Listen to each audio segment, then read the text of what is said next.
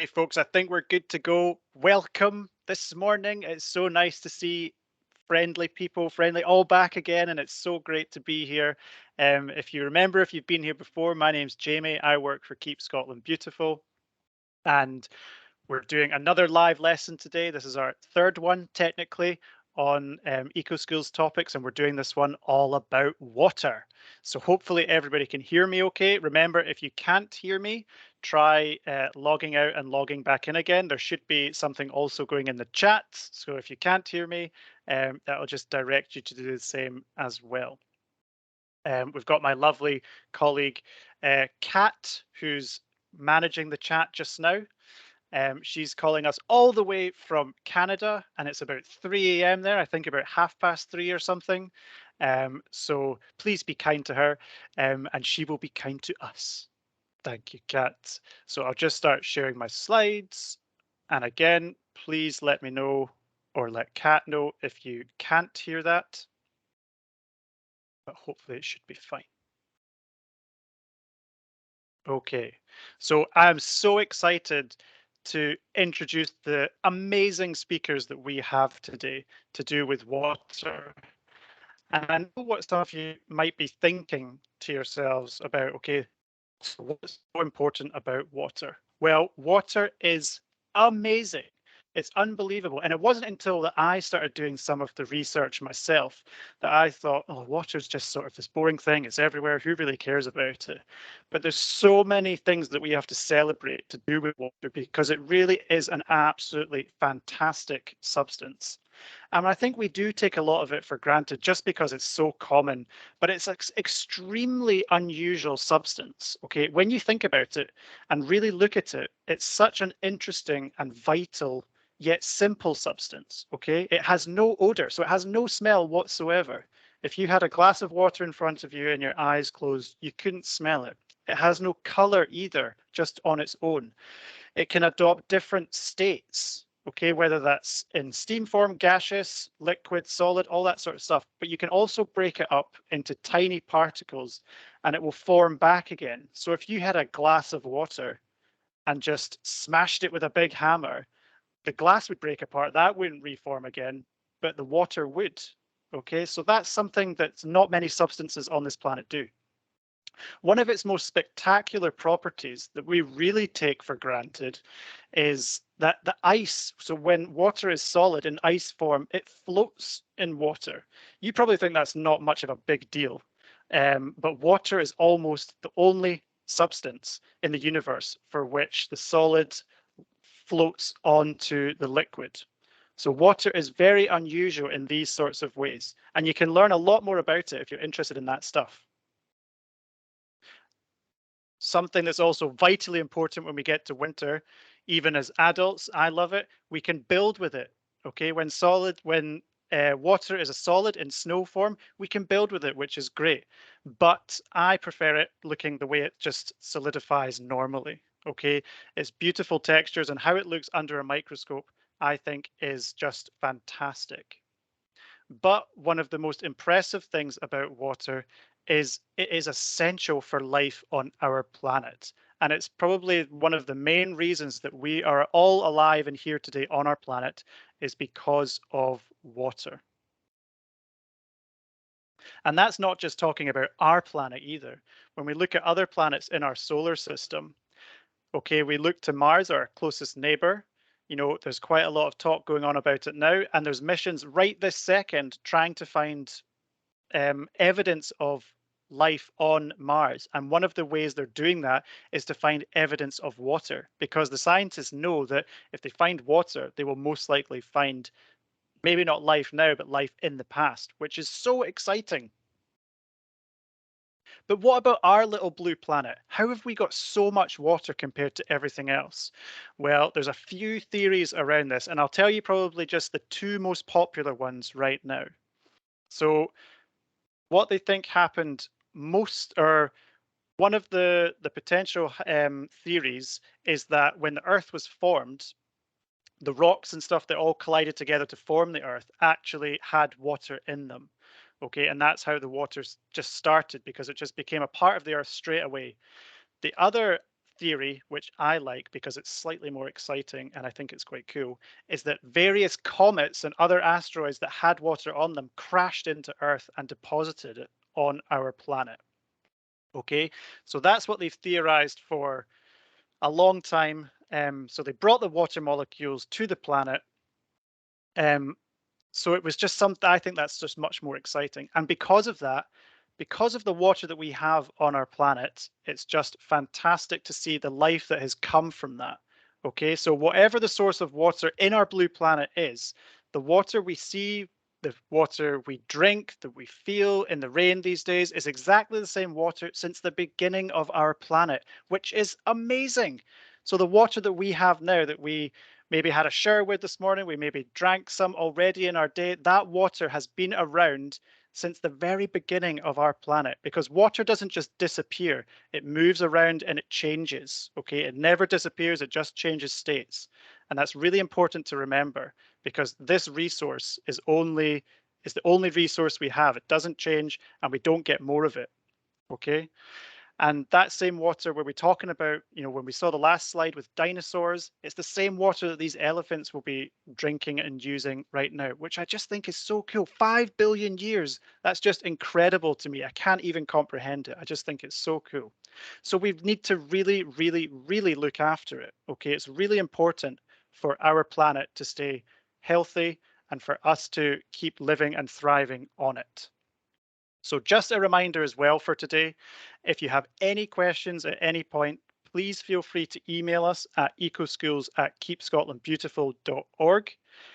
We're going to collate all these questions together and try and answer most of them for the assembly on Friday. So please don't forget, if you have any burning questions, to please do that.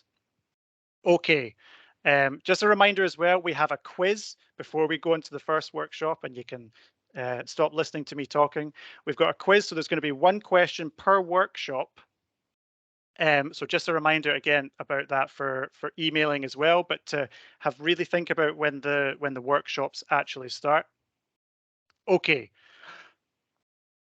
I'm sure everybody's fed up of me talking because I really want to get onto these speakers. I'm so excited. So our first workshop will literally take us to a very cool place and will help us understand how water is both the source and reason for all life on the planet and a habitat for many species, as you know. Some of these species are struggling today, but we will learn how organisations like the Royal Zoological Society of Scotland are working hard in supporting and making sure these species not only don't disappear, but even increase in number. Please remember as well, for this workshop, if you should hopefully have your activity sheets and a pencil ready, and some big meter rulers or measuring tapes near you. Don't worry if you don't, although try to have at least your whiteboards and pens ready. Okay, that's enough for me. This is a big thank you and a big virtual hello now to Jess and our friends from the Royal Zoological Society and Edinburgh Zoo and the Highland Wildlife Park for making this happen. So let's go now and see Jess in Edinburgh. Hi, Jess. Hi, how you doing? Great, thank you. Good stuff. So yes, I am currently in Edinburgh Zoo, and you might be able to guess where I am. And we're from the Royal Zoological Society of Scotland. So Edinburgh Zoo is not just one thing. We're the Royal Zoological Society of Scotland, which includes us and the Highland Wildlife Park and projects all over the world, which we'll talk about in a little bit. We're going to do a little journey thinking about animals that rely on water. And just like you said, Jimmy, billions of years ago is whenever life began in the oceans. So without water, we wouldn't have life. And then millions of years ago, animal life started to make its way onto land. But as we know, many animals still live underwater. And there are so many different habitats where animals can become very well designed and adapted to live in underwater. We've got freshwater habitats like rivers, like lakes, like ponds. We've got ocean habitats like coral reefs and kelp forests, beaches, the open ocean, and the deepest ocean that we know less about than the surface of Mars that you were just talking about, us all trying to explore to try and find life there. So there's some parts of the Earth in the deepest oceans that we know less about than space, which always blows my mind. That's one of my favorite and most terrifying facts, I think. So we're going to jump straight in. I've got some pals here with me today, and we're going to look at some of our underwater animals that can be found in the ocean, all the way from as far south as Antarctica, the bottom of the planet, all the way up to the equator on the Galapagos Islands. And I'm going to flip my camera just now so you can see who we're talking about. I'm very zoomed in, and I'm zoomed in for a very particular reason, because this is the best time of year at Edinburgh Zoo. We have penguin chicks. So this is absolutely my favorite time of year, the whole zoo, because we have these lovely, gorgeous penguin chicks. Now, there's 3 different types of penguin at Edinburgh Zoo. We've got Gen 2 penguins who we are looking at, and there's about 90-something Gen 2 penguins at Edinburgh Zoo at the moment. We also have king penguins who, if I slowly move over here, we will see a king penguin. That's a king penguin just there with those yellow patches on their heads and on their chests. Now, they are the 2nd largest type of penguin in the world. Just next to him, he might be about to get fed here by one of our keepers. Interested in that? Not right now, that's okay. So he's not going to feed just yet, but our keeper is going around and feeding the Gen 2s, as we can see. So they'll just swallow that fish whole, which is one of the most amazing features of our penguins.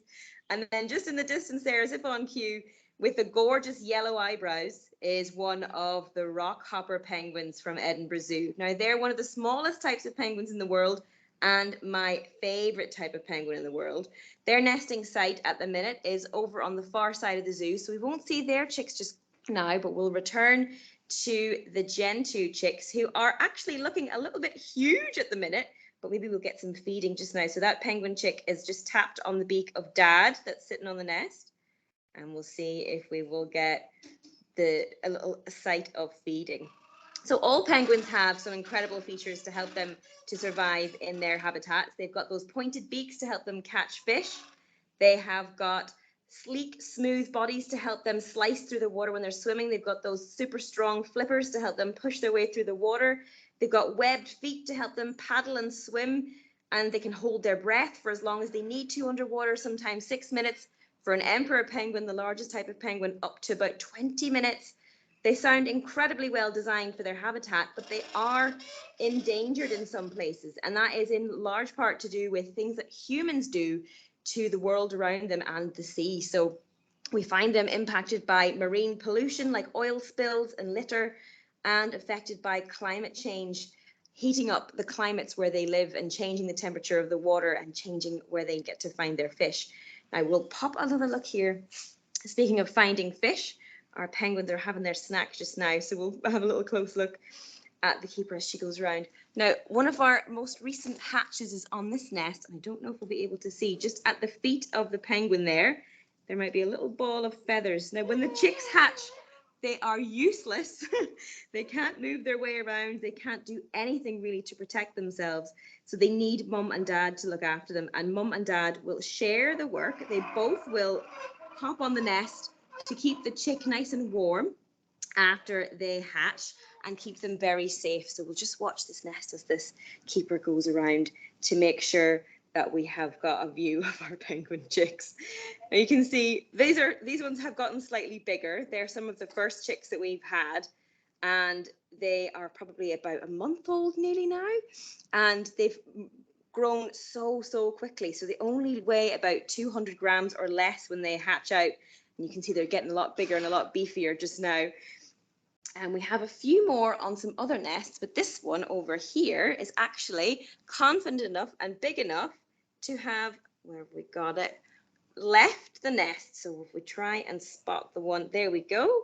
So nearly as tall as mum and dad, this penguin chick is independent enough to move away from the nest, and mum and dad are still looking after it, but it has grown so much. And by the end of the summer, these penguin chicks will shed their fuzzy baby feathers, and they will be able to go and learn how to swim in our creche pool, which is absolutely brilliant.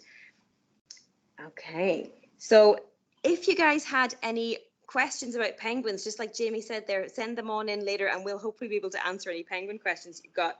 I know sometimes it's the kind of species that people want to ask lots and lots of questions about, so I'll just give you another good view of the nest. Now, as we look at our penguins, you'll see that they all have a band on their flippers. Now, these flipper bands actually help to tell us which penguin is which.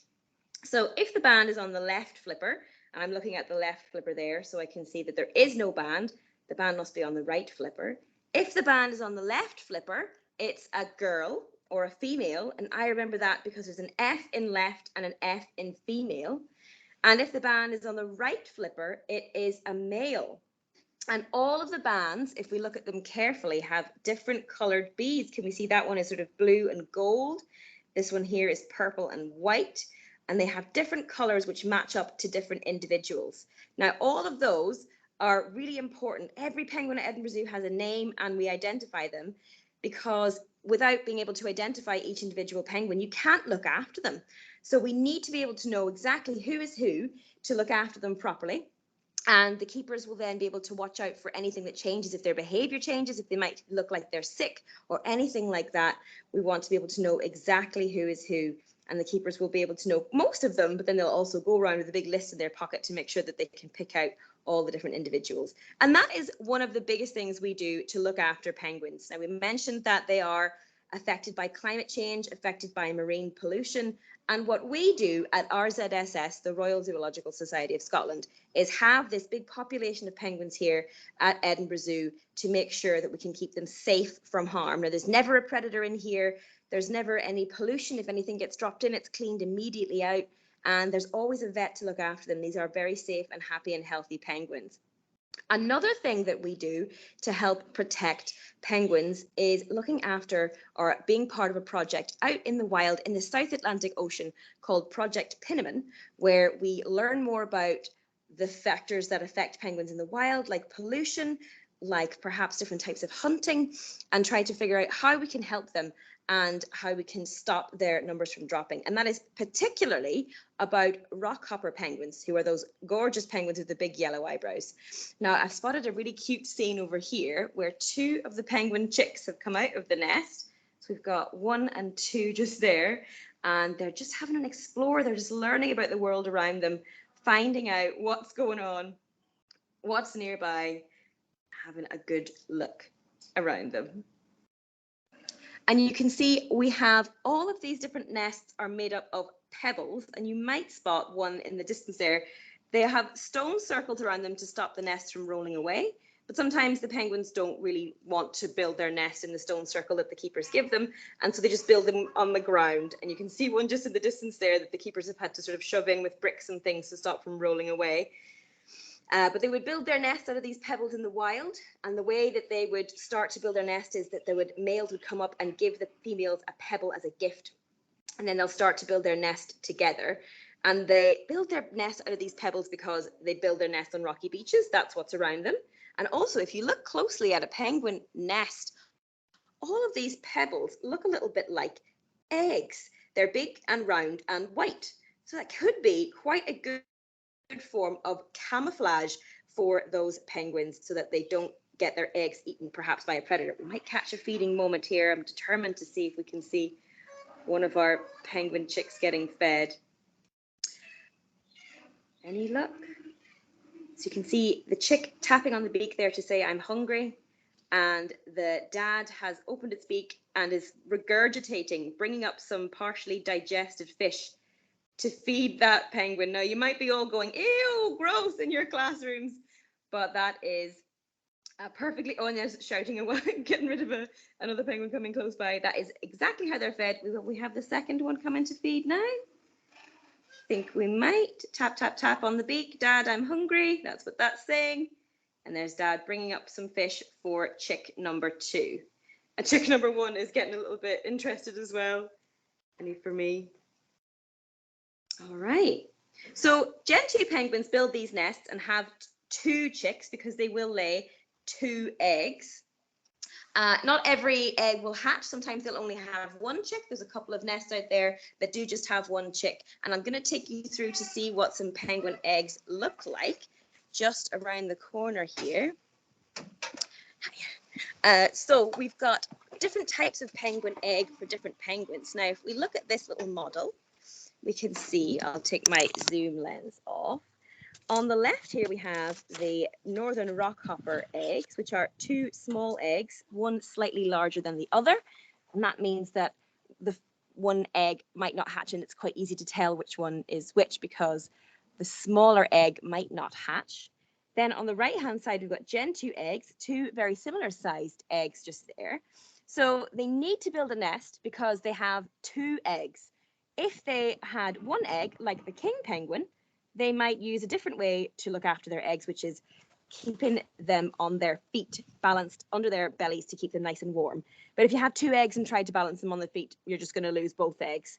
So that's why Gen 2 penguins and rockhopper penguins will lay eggs and build nests, and king penguins will waddle about with them on the tops of their feet. Now, we just have boy king penguins at the minute, so we won't have any eggs for them, but we don't see them building nests because they just don't build them. All right, so I have chatted a good bit about our penguins, and I'll give you another peep through here while I'm talking about our next adventure in underwater. So you really, I mean, we all love penguins, and no matter how much I would love it, we are never going to see a wild penguin on the beach in Scotland. They don't live in underwater habitats up here. It's just not the done thing. They only live in the southern hemisphere, so from the equator and then further south. We don't find them up in Scotland, which would be incredible, but we don't find them. But we do find that lots of very, very brilliant animals in the sea around Scotland. So that's my question to you guys. Can you think of any animals that live in the sea around Scotland? So maybe you've seen some animals in the sea around Scotland, or maybe you have heard about them or learned about them. Let me know, and I'm going to do some walking over to my next location and try and show you as much as I can on my way there. So my signal sometimes goes a bit weird along the bridge, but I'll try and show you the water where the penguins live as well. So high speed walking through the zoo, try not to get you guys all seasick. So yeah, have a think. What animals live in the sea around Scotland while I'm traveling?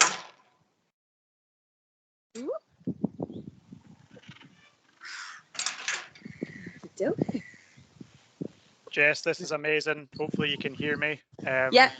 I feel like I'm just staring at the screen with my mouth open. But I can reply with some answers. So we've got jellyfish.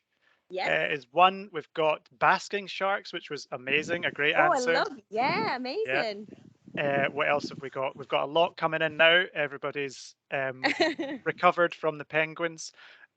We've got salmon, we've got dolphins, we've got starfish, we've got seals, octopus, crabs, cod, whales, otters. Some unbelievable answers. We've obviously got a very, very knowledgeable audience this morning. Yeah, that's a great variety of answers as well. Not everyone's gone down the fish route. They've not gone for the obvious ones.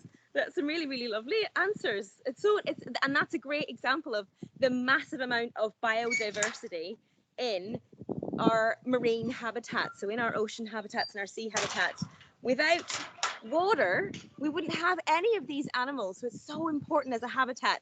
And that's just the marine animals. If I was talking to you about freshwater animals, we'd have a whole other list of incredible species, but some of the most incredible animals. And you might not always think about really amazing animals because we think of these huge, big, gorgeous sea creatures that live in the sea, you know, around Australia or in the Mediterranean or in the Pacific Ocean. We might find some animals, but the sea around Scotland has some incredible species that you might not think, and actually some surprising giants. So we have dolphins, we've got whales, we've got seals, we've got sea turtles. We might not know that we've got sea turtles around Scotland.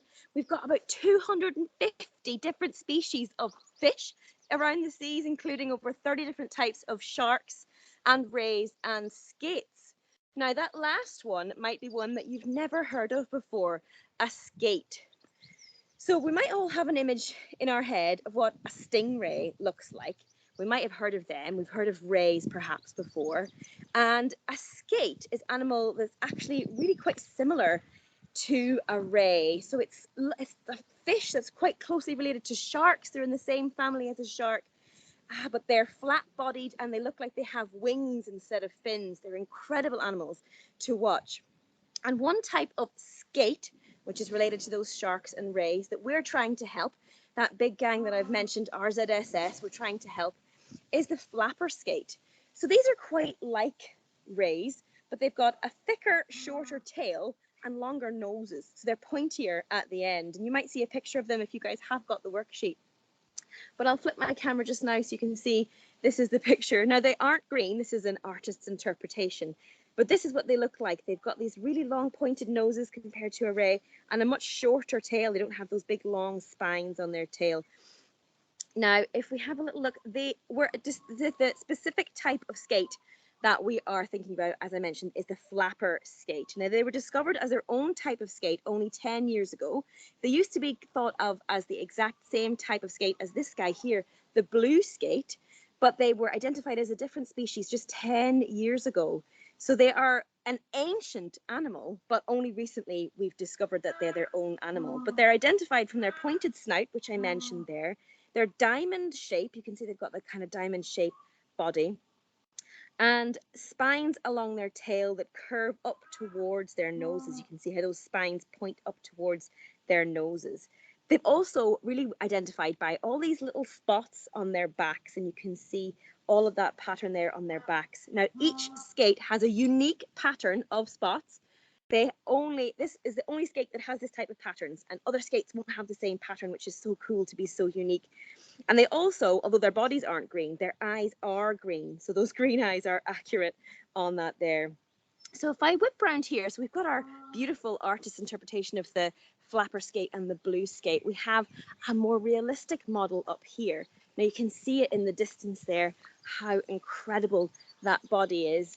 And as it sweeps out, look at those, almost like wings, those fins. And we can see, I'll lean forward a bit and get you a good look of the spots on their backs there. That pattern is absolutely beautiful. So you can see, pretty huge. The largest skate ever to be found was 285 centimeters long, which is huge. That's nearly 3 meters. So Jamie mentioned at the start there, if you have a meter rule or a measuring stick or something in your class, and it's possible for you to show what 3 meters is if you measure out 3 meters. Now, if you don't have a meter rule, what you can do is just get 3 people to stand next to each other with their arms stretched out as far as you can. So 285 centimeters from the tip of their nose to the tip of their tail. So from this end to this end, that would be the 3 meters that they can reach. Across, they can reach 2 meters, which makes them the biggest skate in the UK. They're absolutely huge, these incredible giants. So if you do have a measurement or anything to make your measurement with, or even just your arms, get your arm span, 3 people standing next to each other, that is going to be the length of the biggest flapper skate that was ever found, which is absolutely huge. Such a big animal. So they can be found in the sea around places in Northern Europe, like the UK, Ireland, Russia and Norway. And around the north coast and the northwest coast of Scotland is some of the only places where they're found now. So they spend their time in sort of sandy and muddy habitats, sometimes 100 or 200 meters under the sea. So that's so deep down they can swim 200 meters. It's pretty impressive. And they spend their time in those muddy habitats looking for food, like prawns is their favorite type of food. But they will also eat other types of skate, smaller skates, and some types of small shark and other types of fish. But their favorite, top of the list, is prawns in those muddy habitats where they live. So if you've been able to measure out 3 meters, then definitely do try and grab a picture to share with them. So that's really, really impressive. It's such a big size, and I would love to see anybody recreating the size of a skate there. So some adult flapper skates that we found, so we can actually try and tell how old they are, have been about 40 years old. So that's really, really, thinking about it, an animal that's been around for 40 years, we only really knew that they were their own species 10 years ago. So they've been alive for longer than we've known that they were their own type of species, which is incredible. But it's thought that they can live incredibly long lives. It's thought that they can live up to 100 years old. Imagine that, these incredible giants swimming around in the sea for 100 years, which is absolutely amazing. So while they can live very, very long lives, they're actually critically endangered This means their numbers are falling very quickly, and it's mostly due to being caught by people fishing, sometimes on purpose and sometimes by accident. But it's been illegal to fish for skates commercially, to fish for them to sell their meat for the last 10 years, which is amazing. But fishing for other animals in the sea can sometimes lead to accidental catches where they might be injured or caught. And that's why their numbers are still at risk, where they're still at risk of becoming extinct. So to try and protect flapper skates, there's now a flapper skate-based marine protected area around the west coast of Scotland where fishing and different practices related to fishing are managed so that we can try and protect skates and give us time to learn more about them and how to protect them. Now, this is where we come in, and I'll just mosey over here to show you an impressive list of people. So you might be looking at me and thinking, Jess, you don't have skates in the zoo. That is a model. That's not real.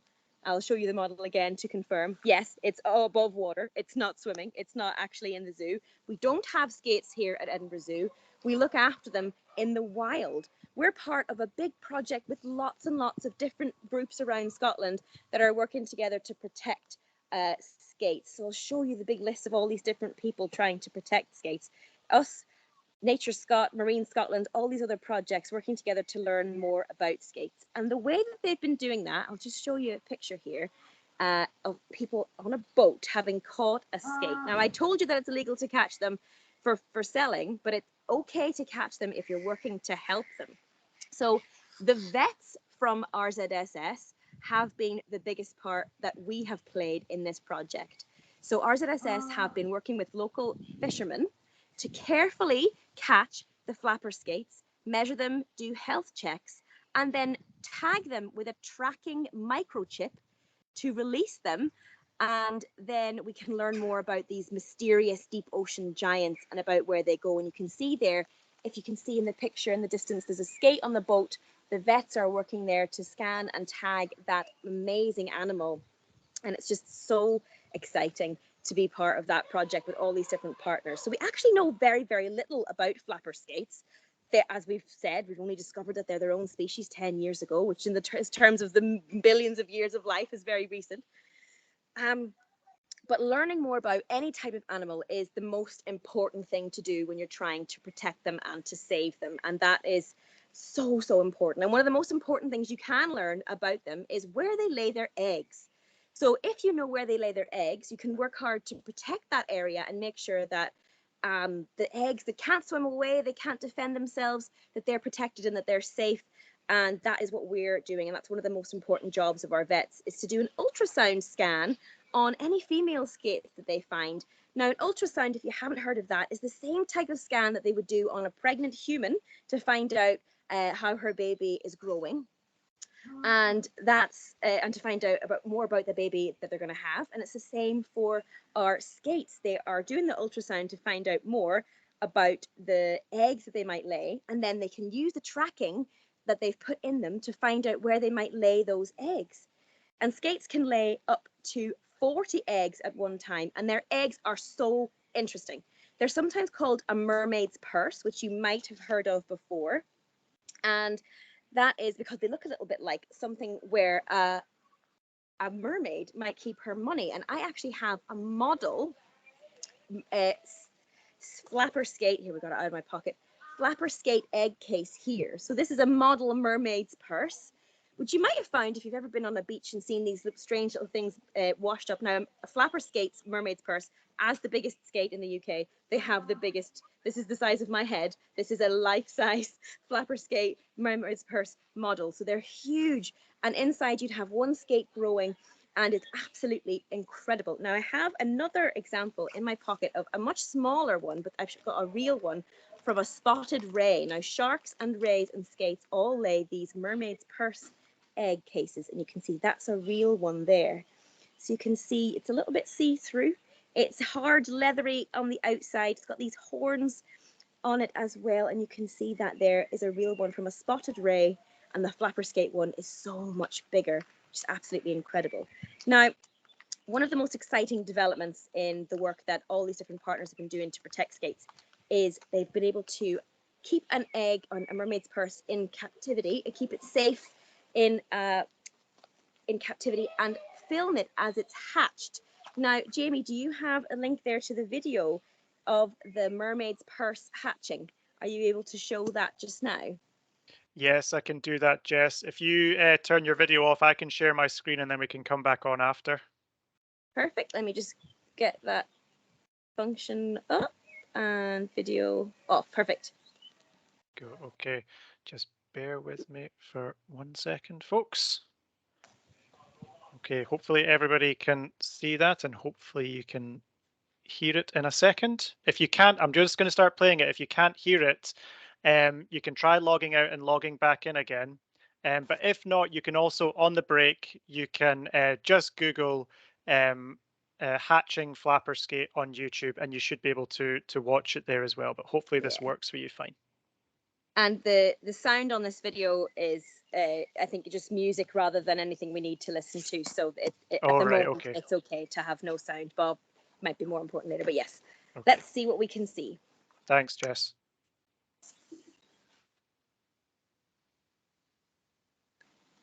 Right.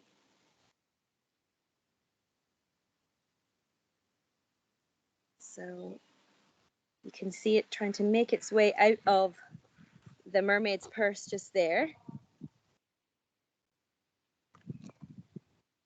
And it's out, released. It's absolutely incredible to see it come out and then swim along. And it's just got the perfect shot right there, right in front of the camera. So I definitely recommend watching the rest of that video whenever you guys have a chance, but I'll maybe just finish. I realize I've waffled on for a wee while. I don't want to run out of time here. So I will chat you guys through the last couple of bits that I'd like to share. So that egg hatching out, which is absolutely incredible, is a world first, the first egg to have hatched in captivity. And that last image you saw was monitoring the growth inside the mermaid's purse with the ultrasound that we were helping them with. And it took 534 days to hatch, which is an incredibly long time for them to hatch out. But one of the most important things we want to learn about is where these eggs are laid. And finding out where the eggs are laid is crucial for finding out how we can protect the skates, like I mentioned. So one way that you can help skates, which you might not think of it, you're probably hardly going to be jumping out on a fishing boat to help tag skates and release them. That might not be something that you can do right away. But if you find yourself on a beach in Scotland, particularly on the west coast, and you are potter along and you spot something that looks a little bit like a mermaid's purse, you think that might be where the mermaid could be keeping her money, or it's where the skate or ray or shark are keeping their eggs, then you can report it. So Jamie, could you show the slide with the guide for the great egg case hunt there? It's a guide with different types of egg cases on it. So one thing you can do is to, if you find one of these, all these different sizes of different types of egg cases, if you find them, you can download this egg case hunt from the Shark Trust. You can just search that up on the internet.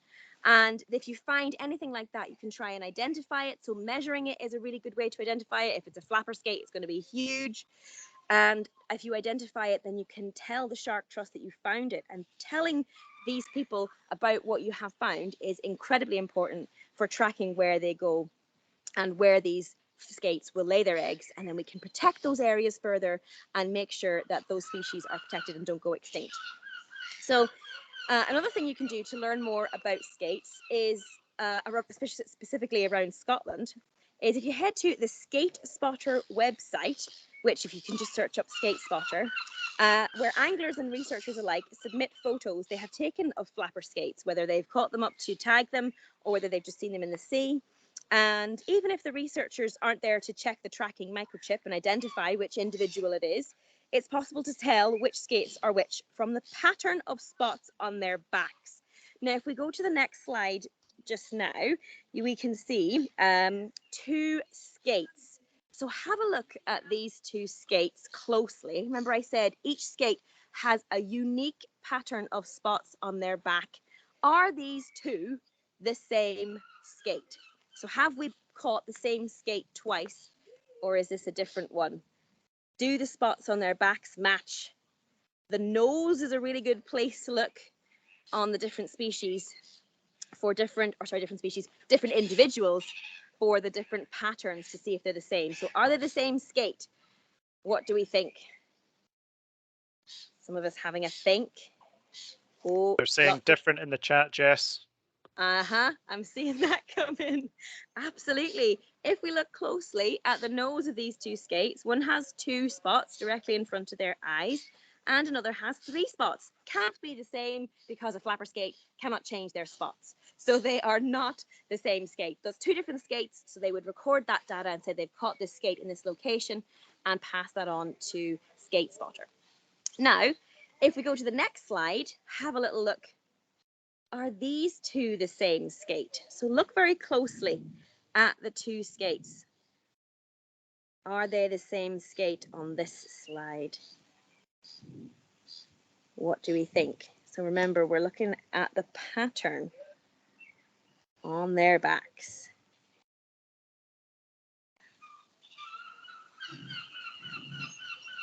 What are we reckoning?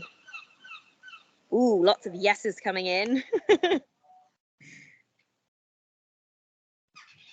Yes, they are the same, but one is smaller, and you would be right. So they are the same skate. They've got the same pattern. The one on the left is smaller because it's younger. It was caught earlier, and so it hasn't grown to full adult size yet. And if you look closely at the skate on the right, you might see a little bit of a scar on one of their fins. And so they do sometimes get injured by different fishing equipment and things like that. So the same skate, but one on the left was caught a little bit earlier than the one on the right.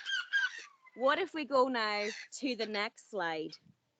Are these the same skate? What do we think?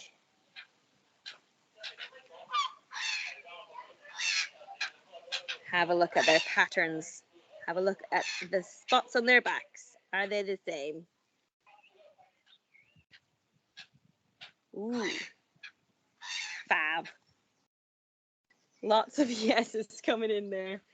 Fantastic. So you are correct. Those are the same skates, probably caught very close together, same size, same scars. And that is the same 2 skates. Well done. You are excellent skate spotters, and you could definitely be out and about identifying the skates in the wild. So I'm going to wrap up there. I realize that maybe I've gone a little bit over time. Sorry, Jamie.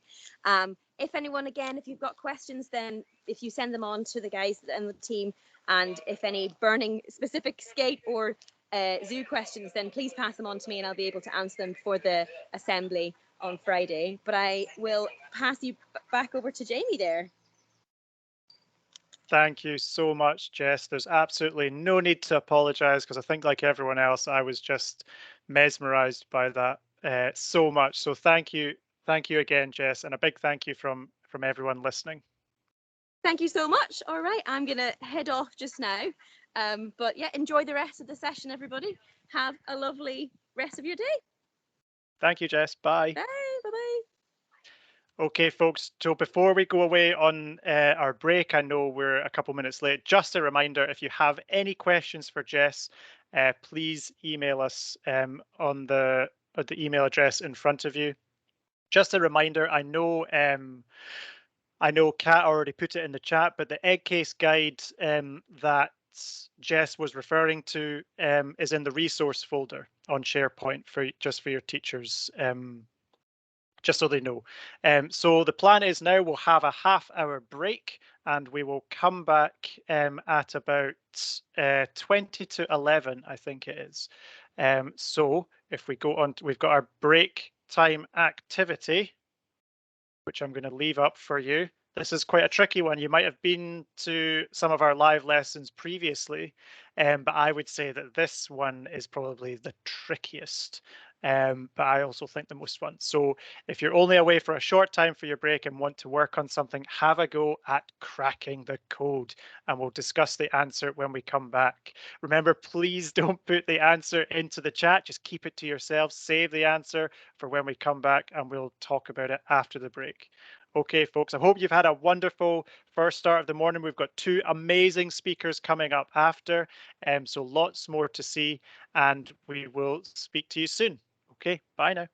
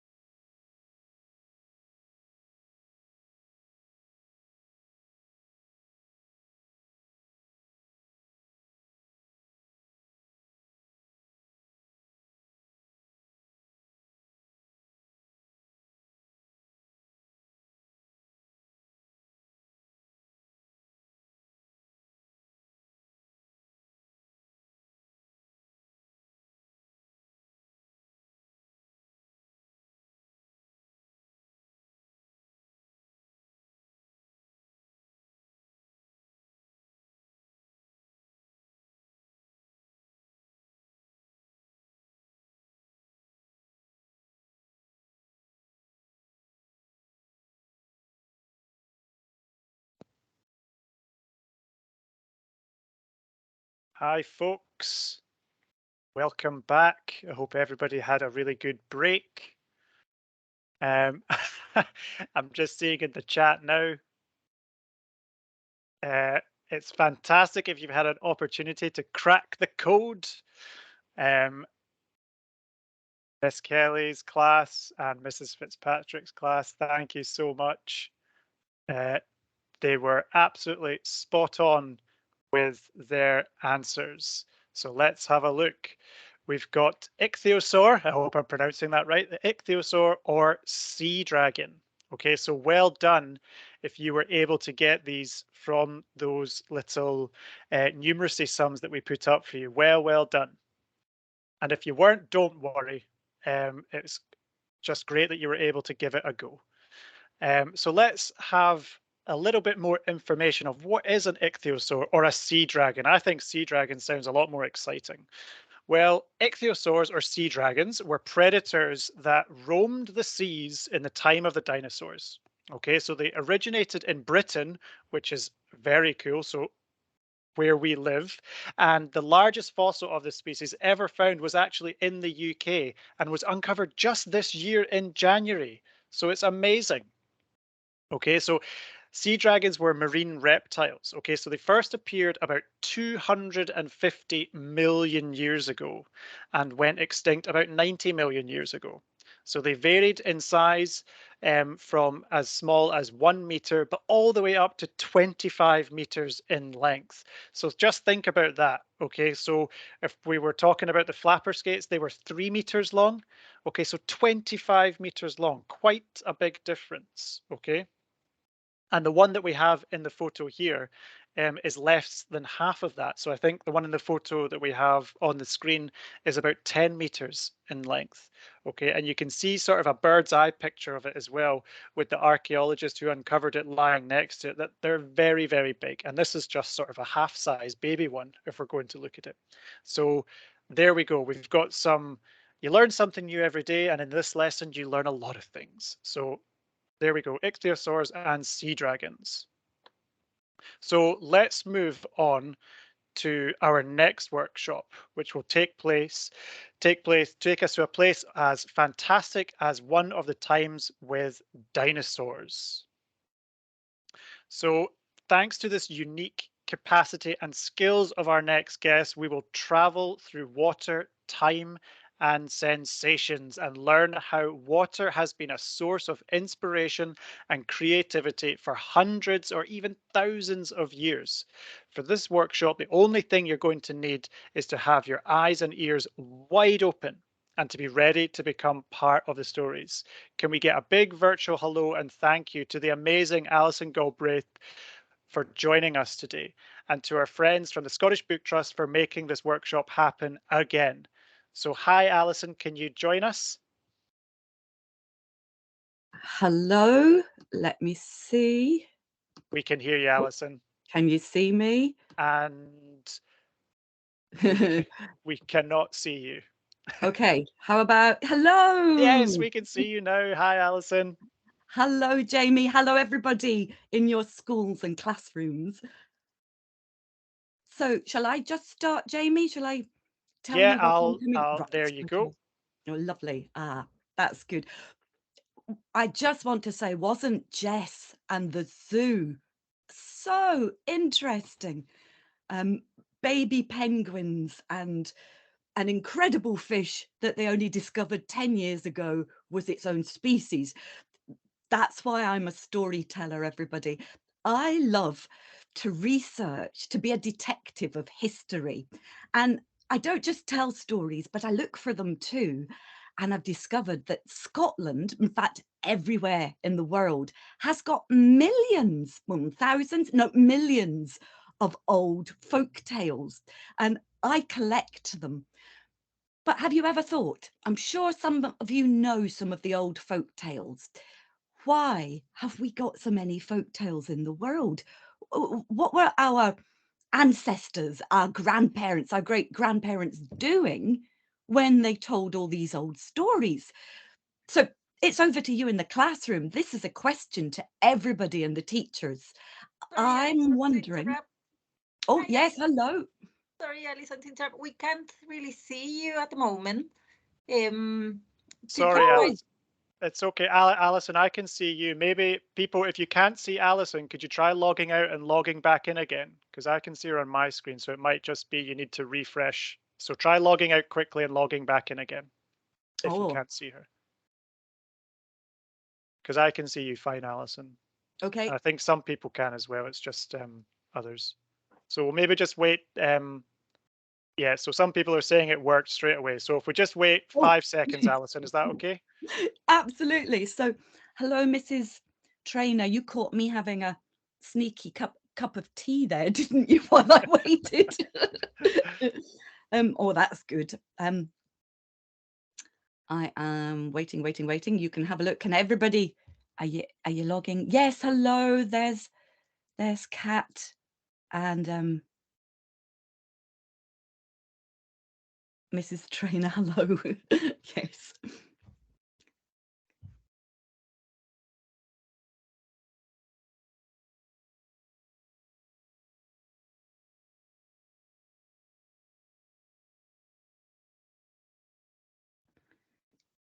Glitches, Kat says. Sometimes glitches happen. What a good word, glitches. Alison, sorry, me again interrupting. Would you mind logging yourself out and back into the call again? Would that be possible? I could try that. So yes. you need to press leave and then click again on the link and come back. Okay, there's Mrs. Lloyd can see me. I'll do that though if people still can't see me. Okay, back in a minute. We're just asking Alison to do that, folks, so that we don't have to stop the recording. And hopefully when she logs back in and puts her camera back on, then we should all be hunky-dory.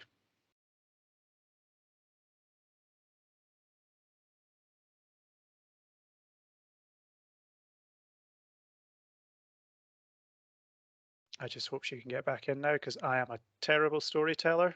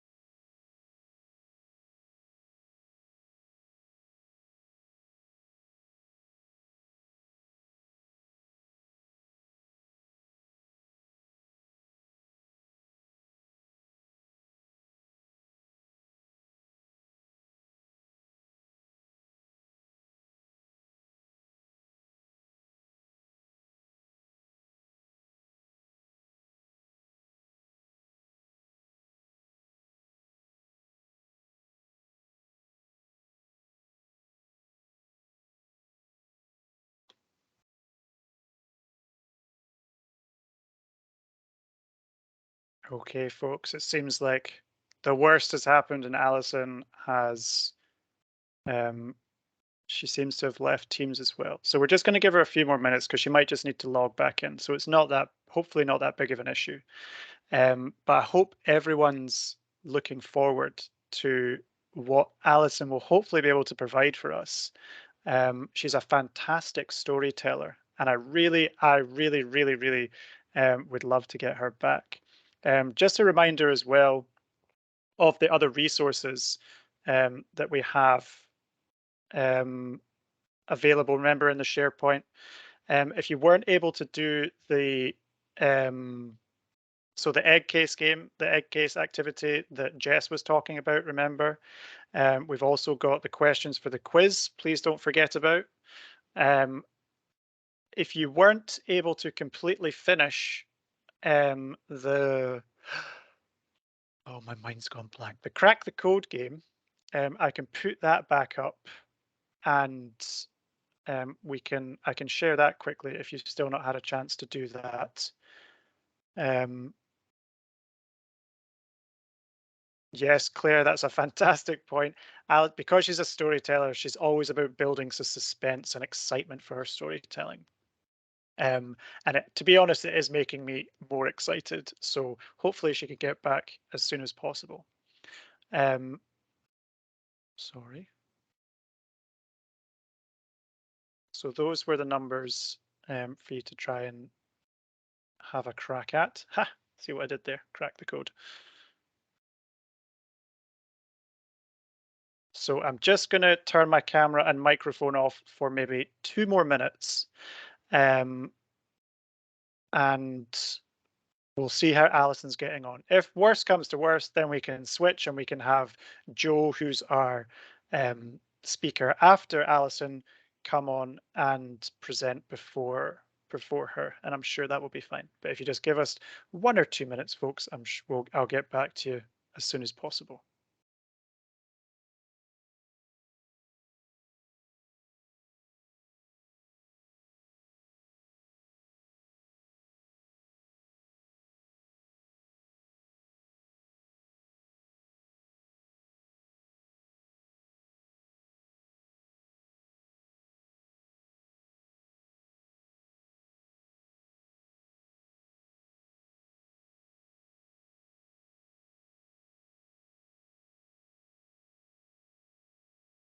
Okay, Alison, are you back in? I'm here. Yes. Yes. Hello, Alison. Hello. I was so worried, Alison. I thought I was going to have to tell some stories, which I had no idea what I was going to say. The 3 pigs, that was all that was coming into my head. The 3 pigs, I don't know what I was going to do. Oh, the 3 pigs went to sea. I'll hand it over to you, Alison, but thanks for coming back. Hope everything's working for everyone now. Okay, hello everybody again. So that was interesting. Technology. That's what I was going to say to you. If I'd been invited into your school or into the class, I'd be sitting there with you now live, and I'm going to tell you a story about a Scottish mythological sea creature. And I wanted to ask you all in your classrooms, why did our ancestors make these stories up? What were they doing? And I just want to add, if you think just 100 years ago was when we were first getting electricity in our houses. I had to check that out. I looked it up. I thought, how long have we had electricity? And 2/3 of the UK's population in 1920 had got electric lights. So what would you do on an evening before you had electricity? Maybe you could tell your teachers and you could put that in the chat. What did your family and you do at home on a cold winter's night before you had electricity to keep the family entertained? What do you think? So I'm going to have a look at chat, see if we've got anything coming in. What did you do? 100 years ago, 2/3, yes. That was so look further back when none of us had electricity. Oh, there we are. Read stories, tell stories by candlelight. Absolutely. Tell stories by candlelight. So let me think. When have you ever told stories by natural light? Has anybody ever been camping and had a campfire? And before electricity and you had your campfires, you wouldn't have had television. You wouldn't even have had a radio before they invented batteries. And think of all the things that your electricity gives you, your PlayStations, your phones, they weren't invented.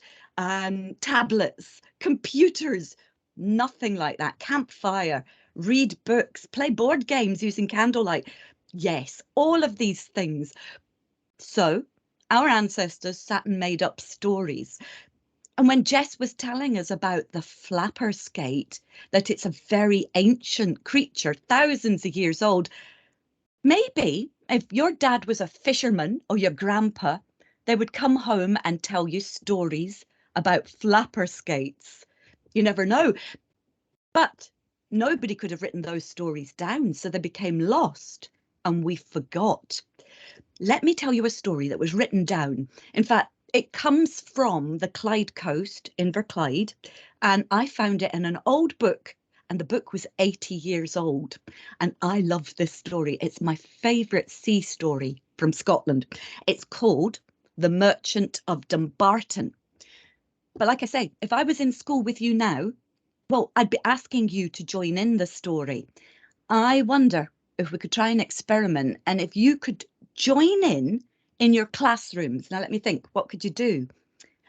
Sound effects. Perhaps you could make some sound effects for the story, like there's a storm, a huge storm in this story. It wrecks the ship.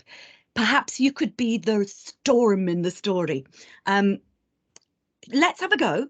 What I'd like you to do is try and make the sound of a storm. So get ready, everybody. All you need is your hands and your legs for this. So are you ready?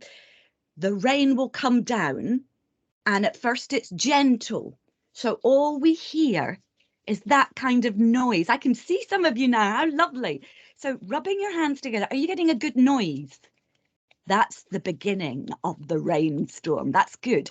But it gets louder. So you rub harder.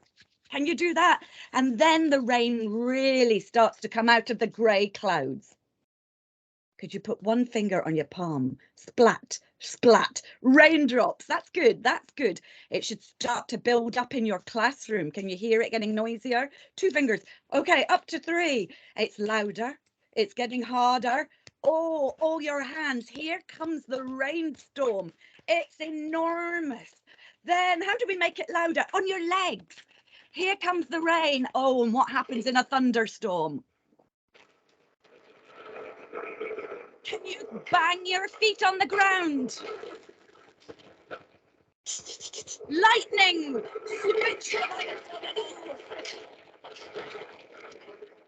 Are you all doing that in your classrooms? Is it hugely noisy? Is it very good? Okay, but the clouds are passing over, so the rain is getting less noisy.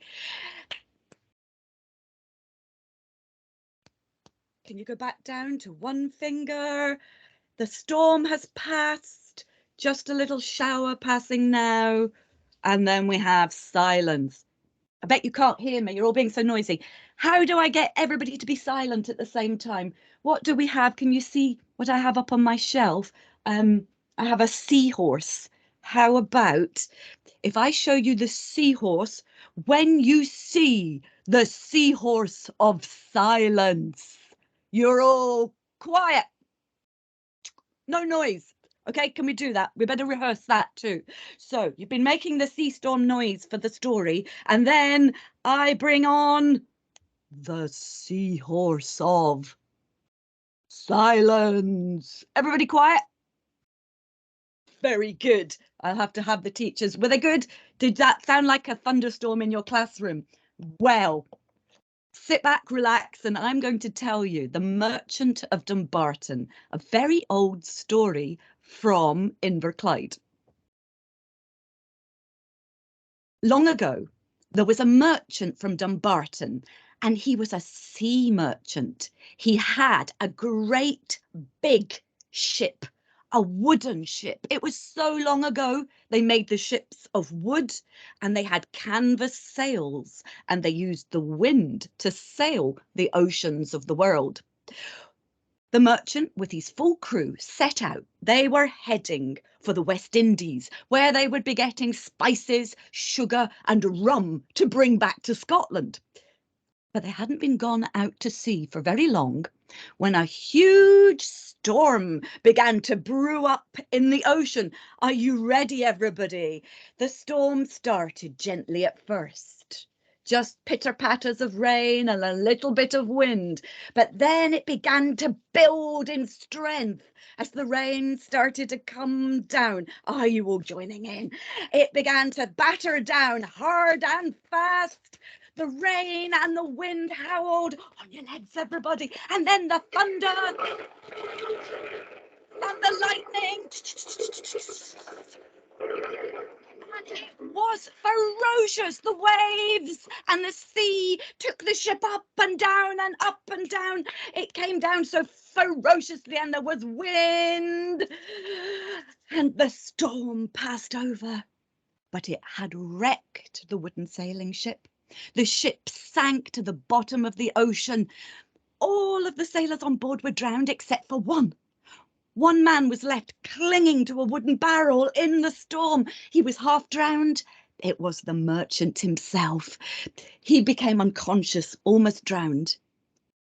And when he woke up sometime later, he was very surprised to see he was inside a cave.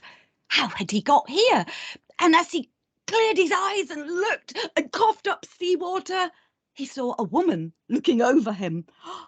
Oh, and she was a beautiful woman with long golden hair and shell necklaces. And he looked at her and she smiled at him, and he realised he had been saved by a mermaid. The mermaid had tended to him, taken him out the ocean and brought him back to life. And she said, "Oh, man, I found you in your shipwreck. You are the only survivor. I'll look after you." And she did. The mermaid looked after the merchant sailor, and she nursed him back to good health.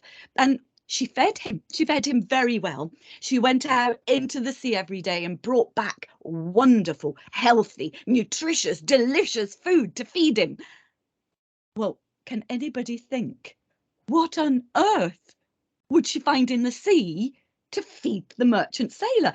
They were on a little rocky, abandoned island. Nobody lived there at all, just seagulls for company. So tell your teachers, what can the mermaid find in the sea to bring back and feed the merchant? Now, if we think to what Jess was telling us and what Jamie was talking about, all sorts of different species, I saw on the chat that you know lots of things from the ocean. So what kind of food would our mermaid find? Shall I start us off? It's very, very, the most obvious one, fish. You've all said fish, of course. She could find fish. Well, was he going to eat the fish raw? No, he wasn't. He knew how to rub a stick together, and with all the driftwood from the wrecked ships and trees that had fallen into rivers and been taken to the ocean, he dried out the wood and he would make fires. Here, what are people saying? Salmon? Prawns. That was what the flappers ate. He loved prawns. He ate them. What else? Mussels, of course. Shellfish attached to rocks. Lobster and crab, somebody said, delicious. Well, delicious for mermaids and the merchant. Absolute oysters. Wow. Now, oysters sound like the food of kings and queens. And shellfish, yes, very nutritious. Cockles, oh, lovely. I like them in vinegar. But he didn't have any vinegar on the island, I'm afraid. But the mermaid, somebody's there, has mentioned vegetables. They've mentioned green salad that you get from the sea, because you can't just eat meat and fish alone. So you are absolutely right. Seaweed. Of course, he had to have his greens to stay healthy.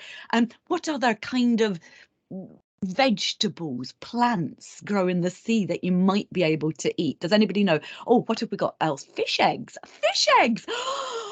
What about the mermaid's purse? We didn't even know about that till today. Well, the mermaid was not going to give him her purse. She was keeping that safe, but she found samphire. Oh, who said that?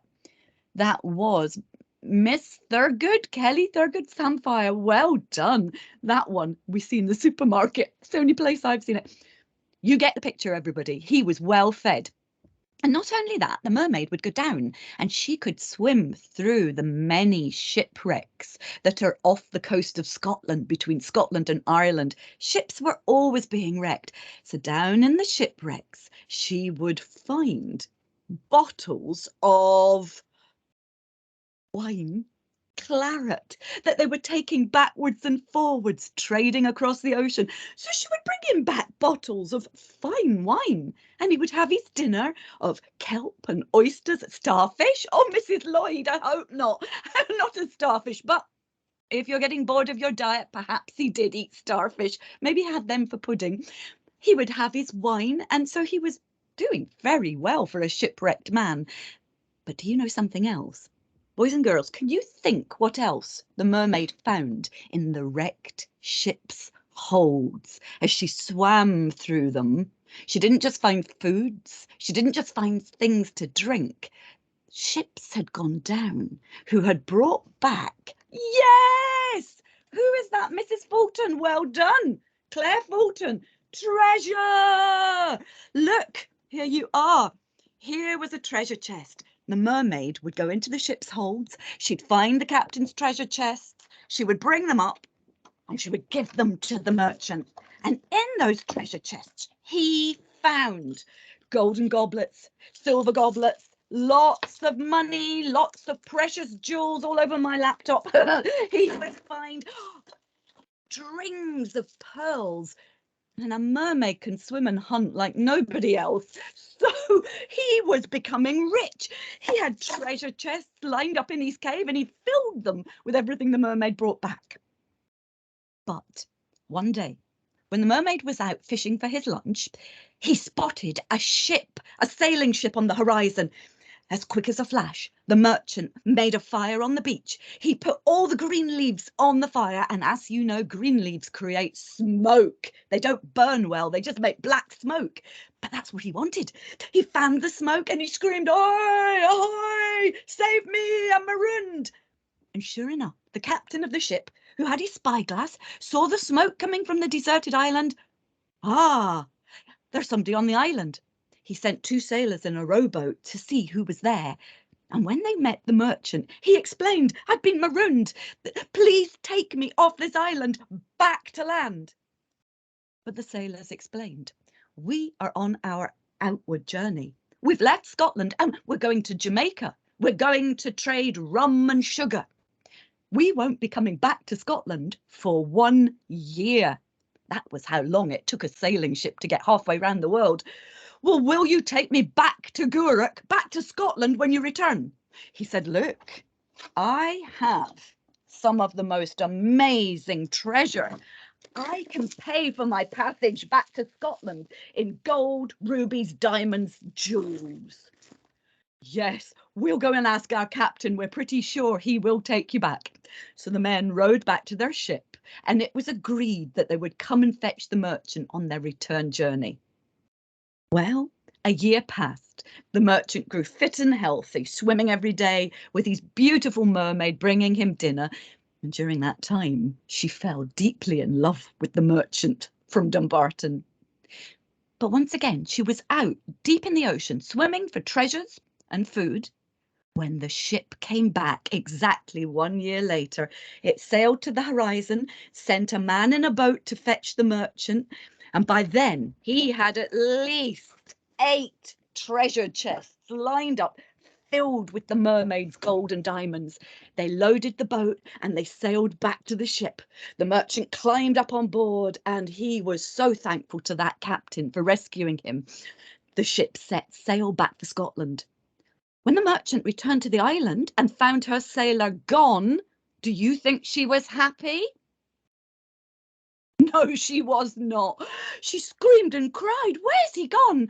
Now, a mermaid has supernatural vision. She could see the trail where the boat had gone. The bubbles in the water were different. So she plunged into the sea and she chased after the ship.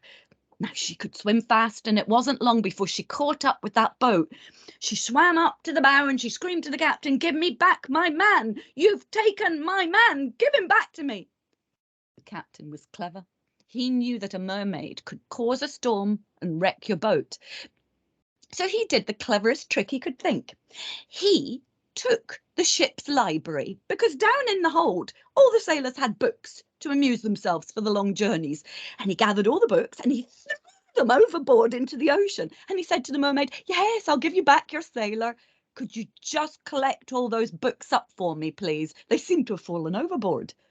Now, there's a thing about mermaids. They cannot refuse a task. They have to do whatever task is set before them. So the mermaid dove in and out the waves, picking up the books, diving down to the bottom and throwing them back on board the ship. While she did that, there was a sailor on the other side, throwing the books back over. So they did that all the way back to Scotland, the mermaid diving and throwing the books back to the captain, until they sailed into the harbour at Gourock. As soon as they docked, the merchant leapt off the ship and he bent down on the ground and he kissed the ground and he went, "Oh, thank you, I'm home, I'm back on dry land." The mermaid swam up And she looked up at the harbour and said, was I not kind to you? Did I not treat you well? Do you not love me at all? And the merchant looked. No, no, I'm a man. You're a woman, half fish. I have to be amongst my own kind, the human race. I don't want to live on an island with a fish anymore. Well, half fish. And with that, the mermaid dove down under the sea and came back up and handed him their baby, their tiny little child. She handed the child up to the merchant and said, well then, since you've stolen all my gold and jewels and silver, take our son, take Michael, and look after him and bring him up well. The merchant took the child and went, yes, okay, I'll do that. And she said, wait a moment. And she went back under the ocean. And then she came back up with something else. Not one of the books that the merchant, that the captain of that ship had put under, but another book, a very ancient, old book. And she said, here, give this to our child. When he comes of age and he can read, I want him to have this book and let him know it's a present from his mother. Well, the merchant took it. It meant nothing to him. He went, yes, I'll do that. And then off he went. He paid the captain of the ship gold and silver, and he went off to his home in Dumbarton and became a very rich man when he sold the mermaid's treasure. He built for himself a huge house along the River Clyde at Dumbarton, and there he entertained all the noble ladies and gentlemen, all the bigwigs and the posh people and royalty. He never paid much attention to his little boy Michael, but Michael was brought up with everything that money could buy, just not love. But when Michael was 7 years old and he could read, the merchant remembered, oh, your mother gave me something for when you were of age and you can read now, my young Michael, you're 7. Here, your mother wanted you to have this old book. The merchant hadn't ever bothered to look at the book. Why should he? He wasn't interested, but he handed it to his little boy. And after the birthday party, little Michael went up to his room and he opened the book and he looked at it and read it and realised this was an almanac of magic. This was very old knowledge, ancient arts of practicing magic spells.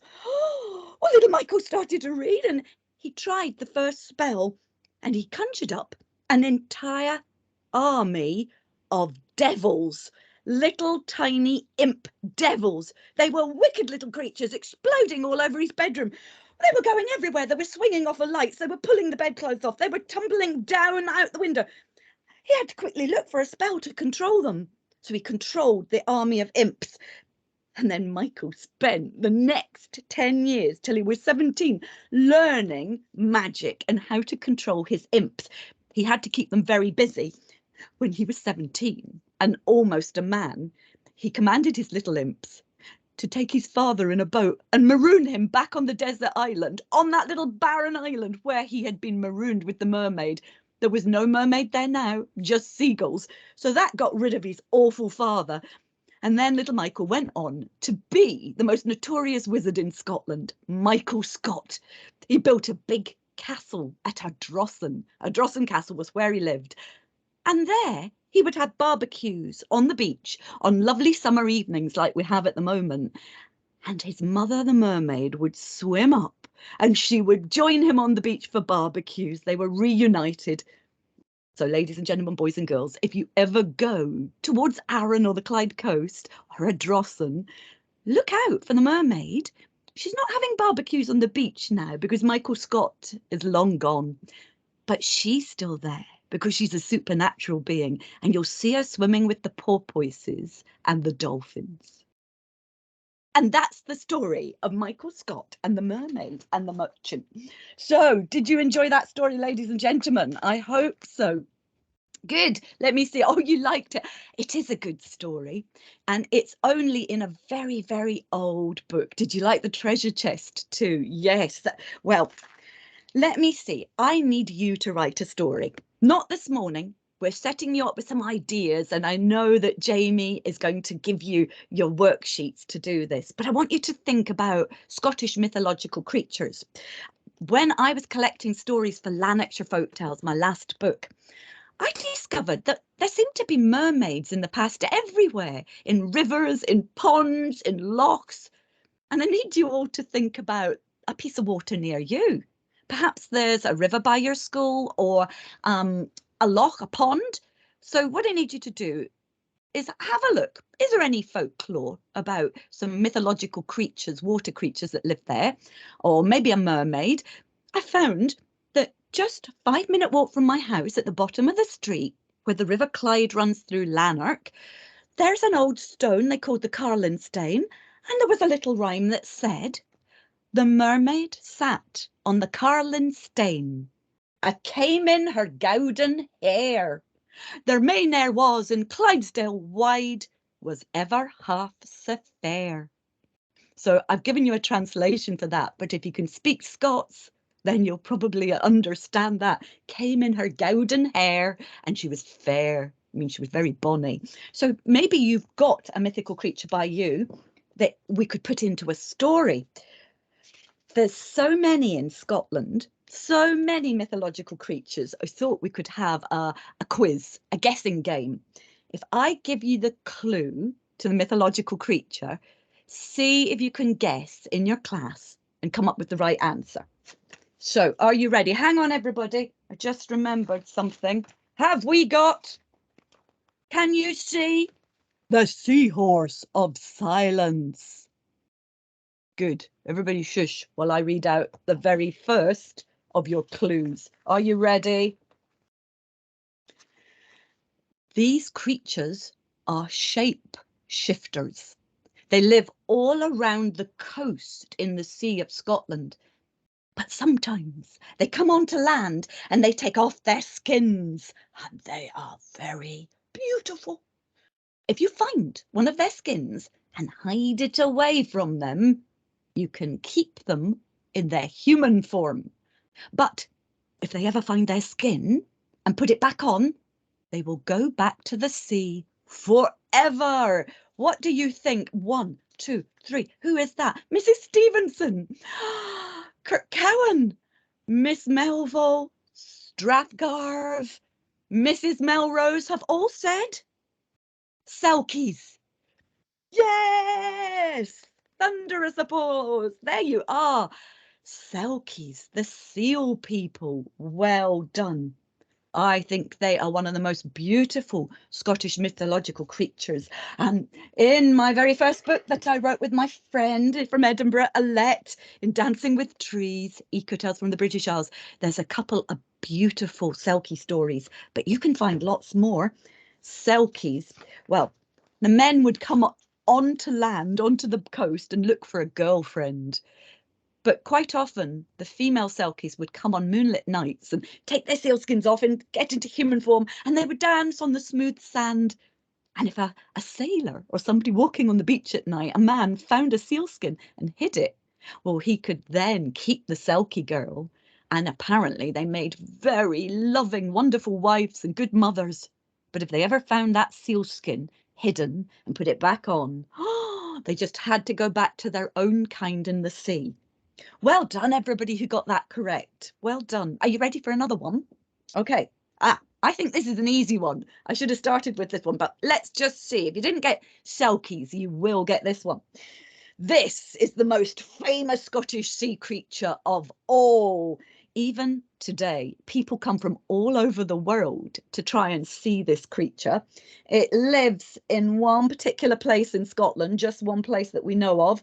And there are photos of her, and most of them have been proven to be fake. And she might be a sea serpent left over from the dinosaur era.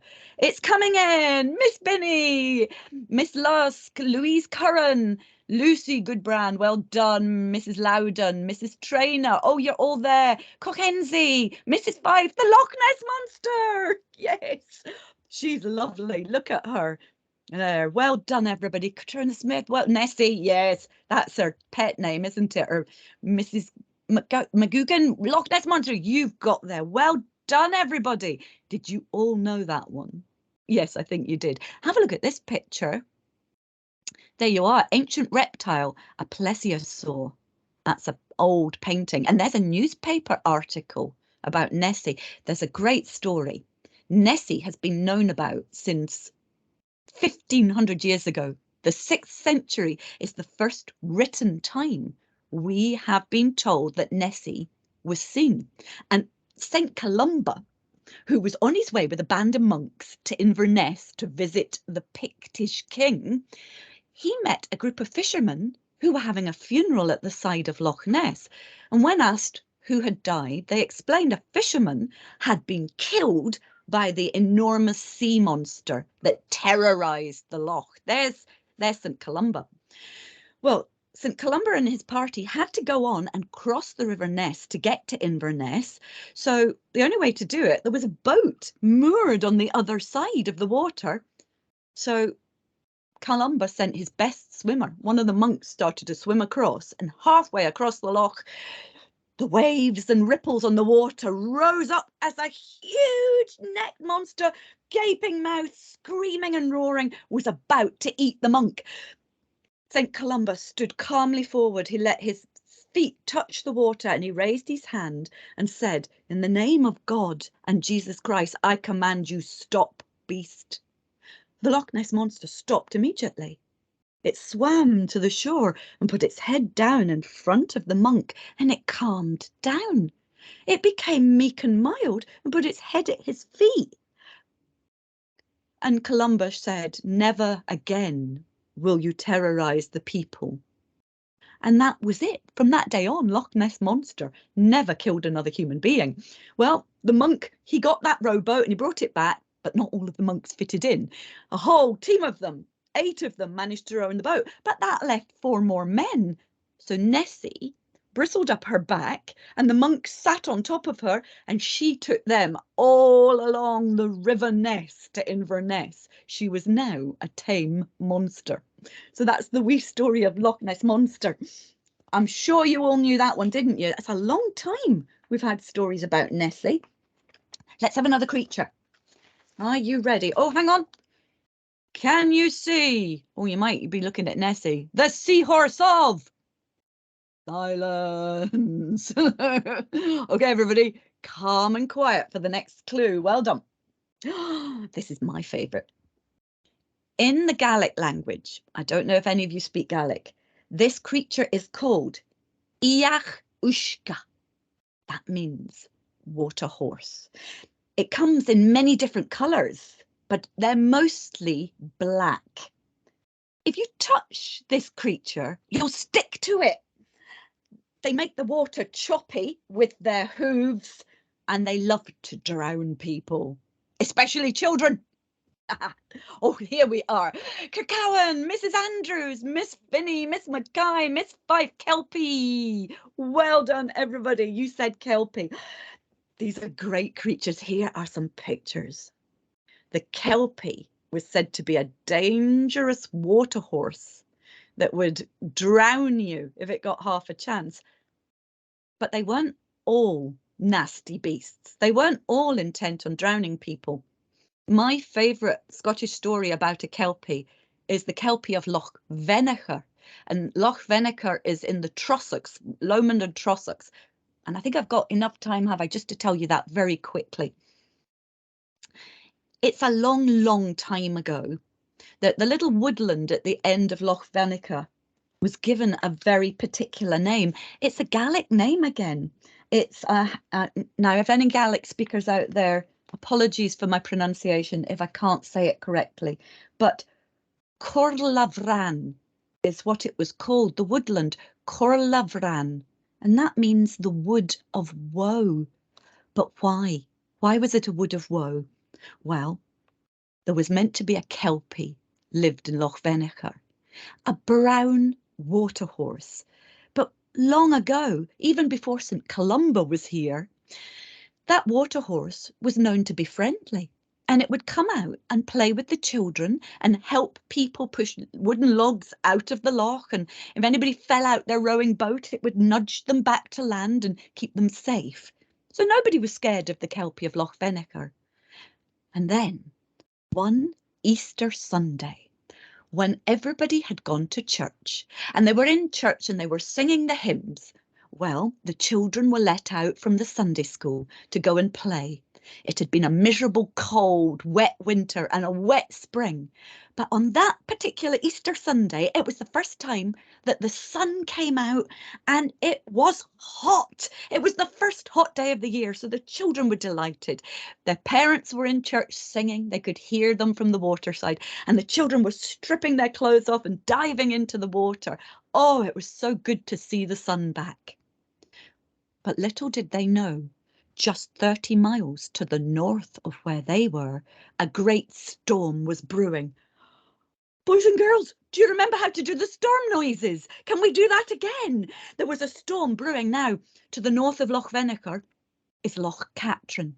And back then, all those hundreds and hundreds of years ago, Loch Katrine wasn't a reservoir, a water reservoir like it is today. It was a normal loch, and the burn flowed into the loch downstream, Loch Achray. And Loch Achray's burn, that went down into Loch Venacher. They were all joined up all those hundreds of years ago. So when there was a storm 30 miles to the north in Katrine, well, the water would start to flow. Shall we get ready to do our storm noise again? Do you remember how, everybody? Get your hands together. Let's start the rain coming down. Quite quiet at first. It's raining. Are you all doing that? Can you get a good rubbing noise? Excellent, everybody. Okay, but then the raindrops start to come heavier. 2 fingers. Are you doing it, everybody? Get slapping on those palms, 4 fingers. Okay, now it's really beginning to rain. It's getting louder and louder onto your legs.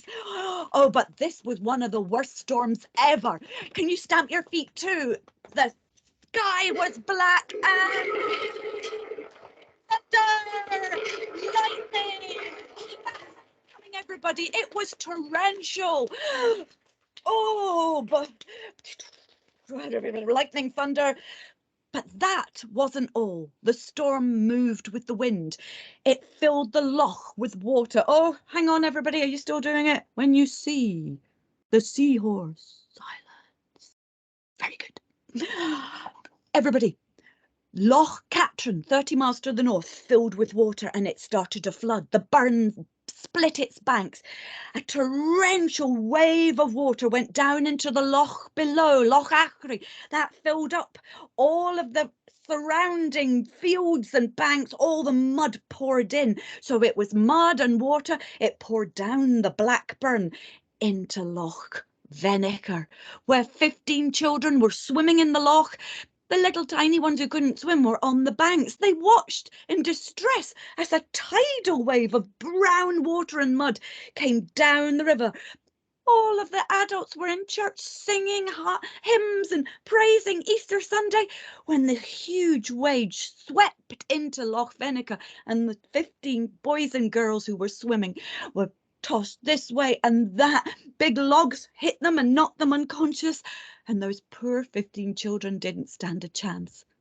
The kelpie, the brown kelpie, the friendly kelpie, came up out of the depth, saw what was happening to the children, and that kelpie went round crying, "Touch me!" But it saw that the little bodies were being tossed lifeless and drowned. So you stick to a kelpie when it meets you and it touches you. The kelpie went round and it nudged each of the little lifeless bodies onto its back, and then did the only thing the kelpie could now do.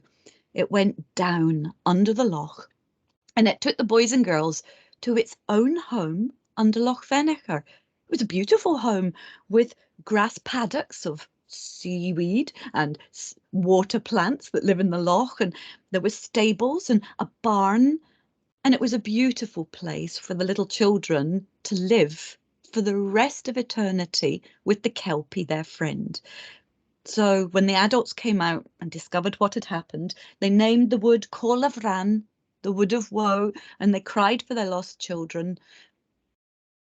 But they say even to this day, hundreds of years later, sometimes on an Easter Sunday or a beautiful sunny Sunday afternoon, you can still hear the voices of little children coming up from under the water, and they're singing and they're laughing and they're playing, and they're very happy living there with their beautiful brown kelpie.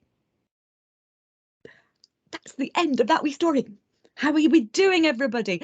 Oh, my umbrella has collapsed, says Mrs. Fulton, says Claire. Well done, everybody. That's a sad story, but quite a lot of our Scottish sea stories and loch stories are. So well done, everybody. And did we see the kelpies, the pictures? I think everybody knows the big metal sculptures of the kelpie heads, don't they? There they are.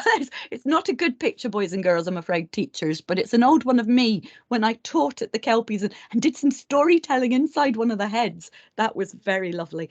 And there they are. Andy Scott is the sculptor, and he's world famous. We're lucky to have him. I wonder how many of you have seen the kelpies. I think they're spectacular. So the water horse. That might be a creature you could put into one of your stories. Let's have a couple more. Have I got time, everybody? Let's be quick. Oh, this one's hard. I don't think anybody will have heard of this one. I challenge you, all of you, boys, girls and teachers, do you know who this is? These are very rare and only found in one place, on the Isle of Lewis. Between the Isle of Lewis and the mainland of Scotland and the Shiant Isles, there's a creature that looks a bit like a mermaid or a merman, and they cause storms and they drown sailors. So can I give you any more clues? They're blue. Does anybody know who this merman is, who's all blue, who lives in this one very place? Mrs. Lloyd. Well done. Mrs. Lloyd has put it up. I won't say yet. Sirens, people are saying. There's Miss Melville. Sirens is clever. Well done. Mrs. Finney. Miss Finney. Well done. You've got it right. Let's just let a couple more come up. Miss Fitzsimmons. You've got it too. Oh, well done. Well done. And Mrs. Stevenson. I'll tell you. The Blue Men of the Minch. Can we have a picture of them? A few of you have heard of them. Well done. There they are. The Blue Men of the Minch. They were said to be blue, but they had green hair and green beards, and they wore grey caps. And sailors hundreds of years ago, they reported seeing these all the time when they tried to sail their ship through that piece of water called the Minch. These strong mermen would come up and they would challenge the captain of the ship to a rhyming contest. Yes, you heard that right, to a poetry contest. The Blue Men of the Minch would say the first 2 lines of a poem. They would make it up. And if the sea captain of that ship couldn't reply back with another 2 lines made up of a poem, then the Blue Men of the Minch would start a storm and drown everybody on board. We have heard of the Blue Men of the Minch. Miss Patterson, well done. This is a very rare Scottish mythological beast, and people really believed in them. They drowned sailors who couldn't do rhymes. So everybody, I want you practicing your rhyming at lunchtime. Well done, everybody. I've got one more for you. Just one more. How are we doing? Well done, those who got it. There's a lovely picture of the Blue Men of the Minch. There's the sea captain with his cap on, and they're challenging him to a poetry slam. Can you do it? Can you give us 2 lines of a poem? Last creature, everybody, to inspire you for when you write your stories. See if you get this one. Again, it's a rare one. Oh, Seahorse of Silence. Everybody ready? Seahorse of Silence. Last one. It's only found in the far north of Scotland and further up to the north. It's huge. It has very smelly breath. In fact, the smell of its breath was so bad it could kill you. It likes to eat 7 princesses for breakfast. A farm boy called Assipattle killed it, and its teeth fell out and became the Orkney Islands. What is this creature, this mythological sea beast whose teeth have become the Orkney Islands? Who knows the answer to this one? Anybody? Assipattle is the best clue.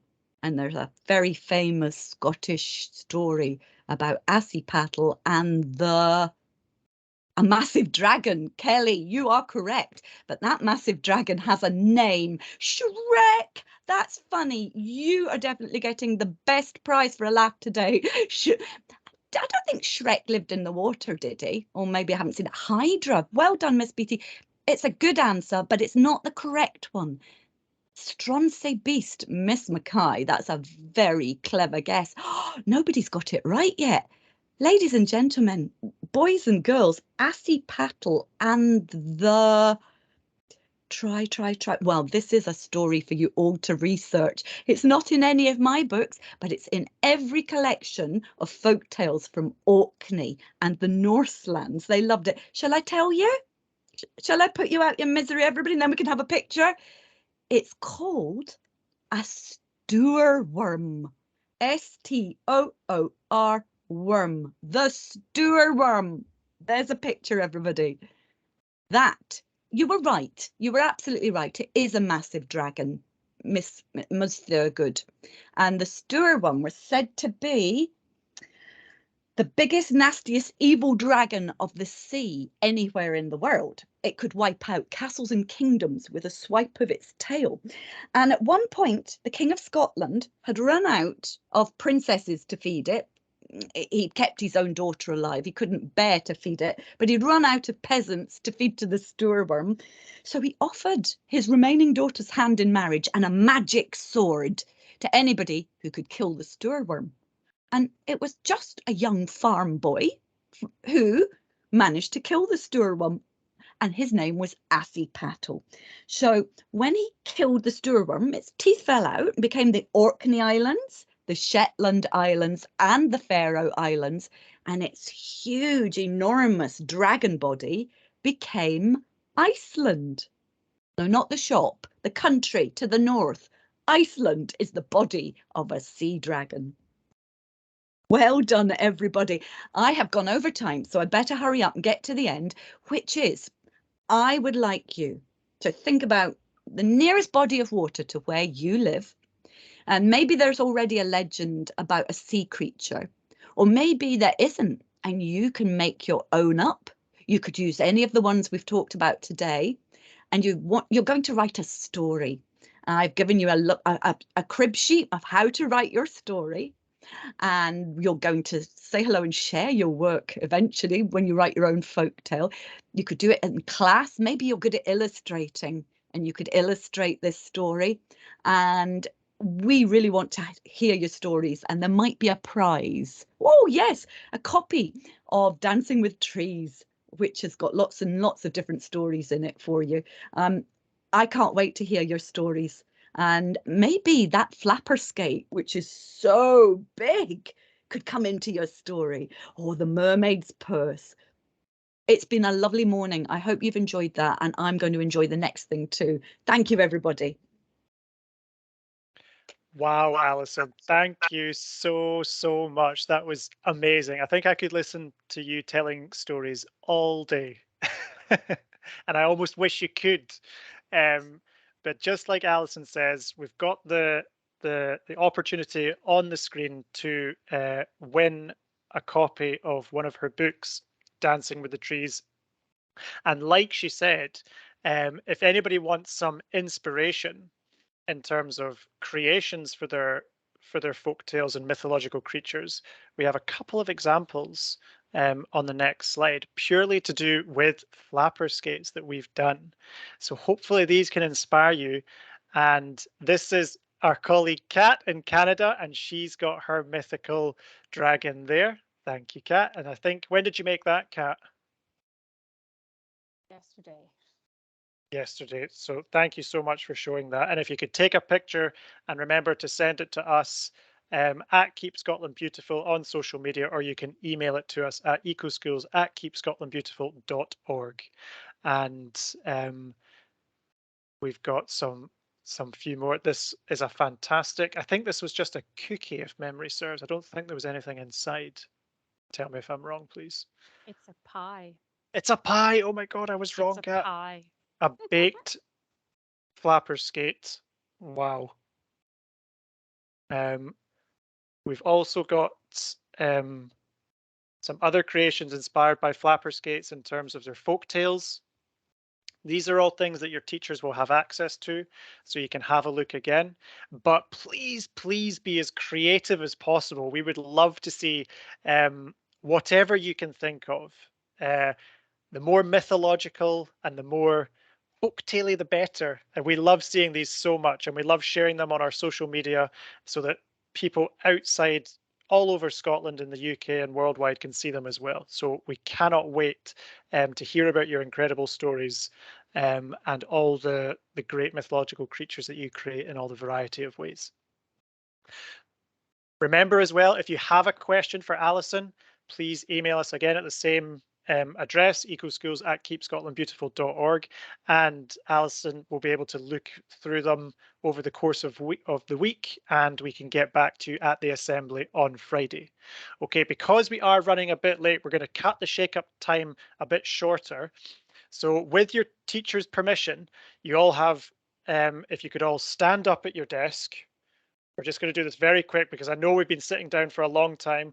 We're just going to give ourselves a really, really quick shake of the arms and just go, whoa, whoa. Try and turn your head, get your feet out, just start shaking your legs. Let's get some blood flowing. Turn your arms and your wrists and your hands. And I've been standing for the whole time and I'm still quite stiff. Thank you, Kat, doing the same. Have a big stretch everywhere, fingers, everything, really get that blood flowing. And I'm afraid I don't have a seahorse of silence, so I'm not sure what I could use. Let's use the smartphone of silence, and we can say that, and then we can go straight back down. We've got the sea dragon of silence from Kat. Let's go with that. Okay, so well done, folks. And when you've sat back down, I'm going to introduce our last speaker of the day. So this next workshop is from our dear colleague, Joe, who doesn't, so Joe runs our fantastic campaigns called Upstream Battle. This campaign focuses on tackling the problem of marine litter up at the source. So looking for solutions before litter enters the streams, rivers, or is washed into gutters and taken down to the sea. But today, Joe is not going to teach us about marine pollution, but will help us understand how fresh water such as a precious resource, and how we use a lot more water than we even know, and we should probably think about reducing. So please, for Joe as well, remember to have your whiteboards or paper and pens near you during this lesson. Can we get a big virtual hello and thank you to Joe? Hi, Joe. Morning everyone. Thank you very much, Jamie. Wow, what a fantastic morning we've had so far. I hope you guys have all had a fantastic time. I've absolutely loved listening to our workshops from Jess and Alison about the about how how marine habitats are so important for our flapper skate and our other marine organisms, and also how we can use water to tell a story, and how it's got some fantastic history and culture to do with Scotland, all about the water. So as Jamie just mentioned there, what I'm going to do finally in this last presentation is to chat about how important water is as a resource that we use, and also how we need to conserve it or look after it. Okay, so I just pop to share my screen briefly. Sorry, I've got a similar issue to Jamie with having several screens going at once, so get there.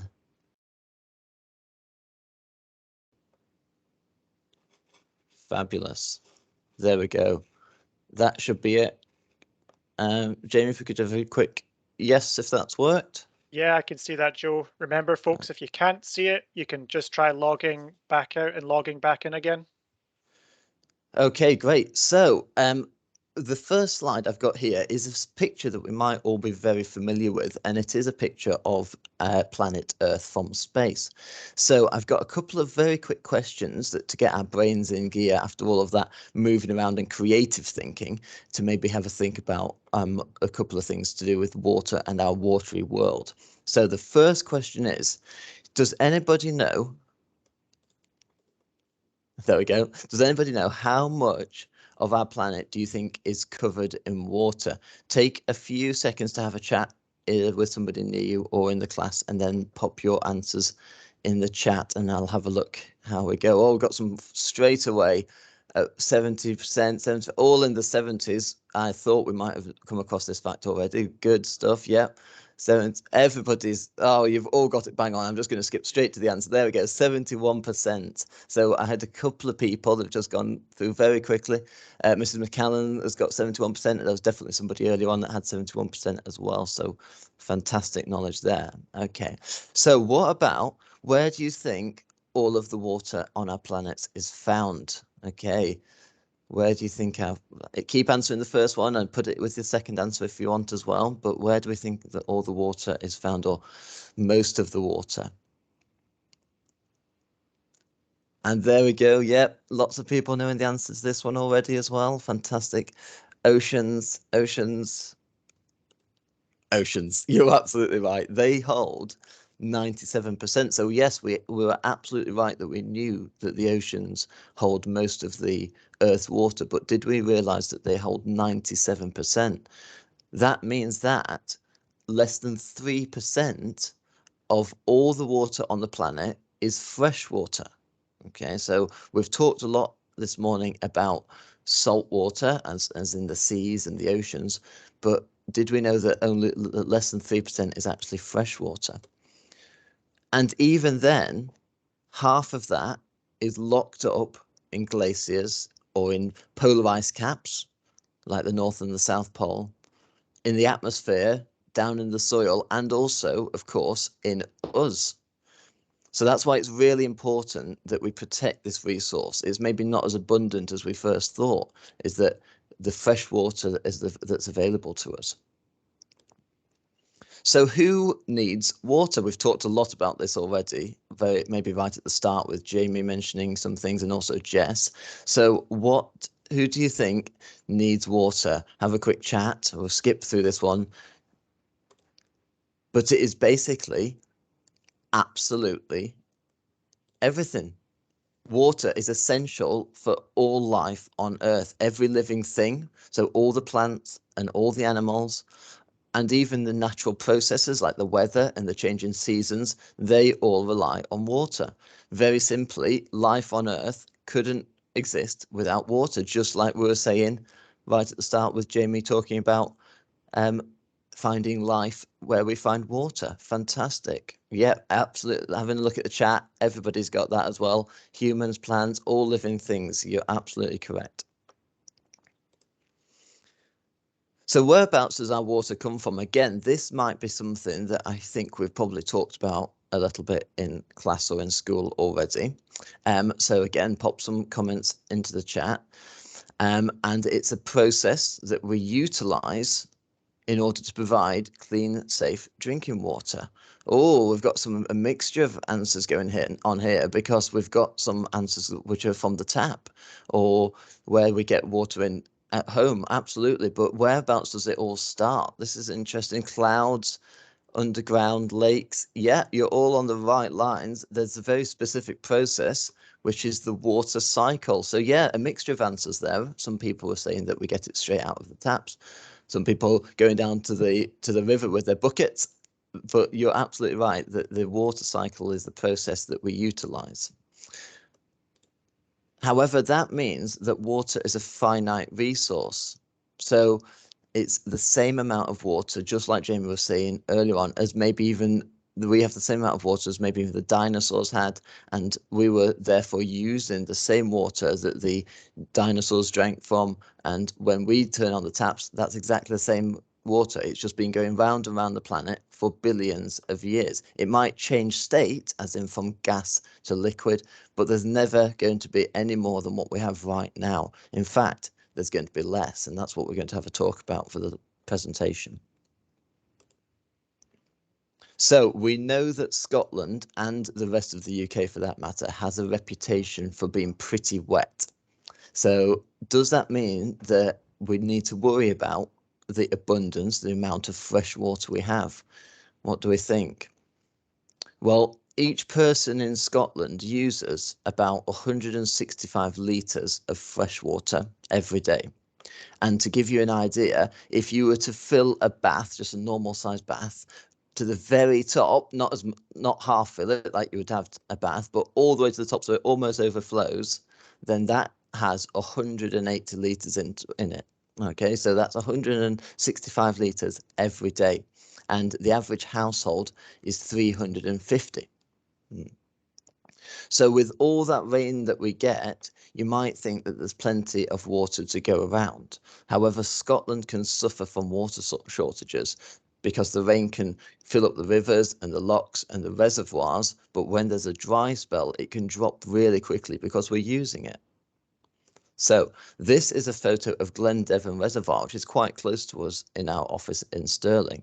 And you can see from the photo that during a really dry period, just last year, that the entire farmhouse that was submerged was exposed. They didn't even realise that that was in it. And that's quite common for when they build a reservoir. Don't worry, the farm had been left and the farmers had found another home.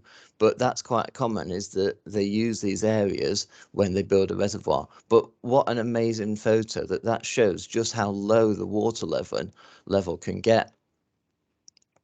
So climate change can also have a big part to play, because when we have a hotter, drier summer, we're using more water and there's less rain to replenish our reservoirs for drinking water.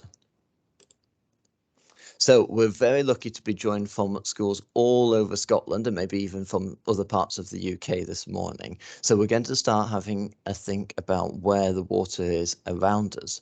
Okay, so firstly, you can see I've dropped a wee pin here of our Stirling office, and you can see we're quite close to lots of water. So maybe you can have a look at where your closest water source is right now. You might even be able to look at it out of the window. Or after the lesson, you might want to be able to go onto a map and have a good investigation of where the water is. And thinking about where water is around us is a really important aspect of kind of like my role at Keep Scotland Beautiful, and as Jamie mentioned, upstream battle early on. So we've got some great comments in the chat so far. We've got some of our big rivers, the Tweed and the Clyde and the Tay. Can anyone think if they're closer to an even smaller water source, like a tributary, a smaller river, that a burn or a stream that joins a bigger river, or even some lakes or lochs? Yeah, fantastic. Oh, we've got the River Cart, and yeah, we've got some great answers already. As I say, maybe take a moment after the lesson to have a look, a real investigation of your area. So thinking about our local waterway, have you noticed any changes to that? Okay, that might be in the seasons, but it also might be if you're lucky enough to be able to visit the same place lots of times, maybe over lots of years, you might see changes that might be to do with the climate. Have a think about that. Again, these are two questions that we could maybe have a think about after the lesson and have a discussion in our class. So fresh water is absolutely vital for so many things, and we're going to have a discussion about what things we use fresh water for, our drinking water. So it can be used for industry, which is mainly to do with manufacturing or making things. It can be used for energy, like hydropower. It can be used for recreational activities, such as water sports or maybe fishing. It's used, of course, in domestic use for washing and drinking. And this is the one that uses up the most of our fresh water at 45%. And it can also be used in agriculture. Now, in the UK, most of the agriculture and the watering of crops is done by the rain, but also sometimes it's piped out, like this picture, as irrigation, sort of like a human-made process for watering crops on a big scale. It's important to remember that fresh water has many different uses, and maybe some of them aren't obvious straight away. So going on from how we use fresh water on a big scale, let's have a think about how we use it on our everyday lives. Oh, my clock's popped up a bit too early. That's not supposed to be there. That's giving away the next bit, but never mind. So what I'm going to do now is give you some time to have a think about how we use water in our everyday lives. You're going to have to ask your teachers to type really fast for this bit in the chat, because as you might have gathered from our countdown clock clue, that's difficult to say, then you're only going to have 30 seconds. Okay, so have a think now, and then get as fast as you can, type as many uses for fresh water in our everyday lives in the chat. Ready, steady, go.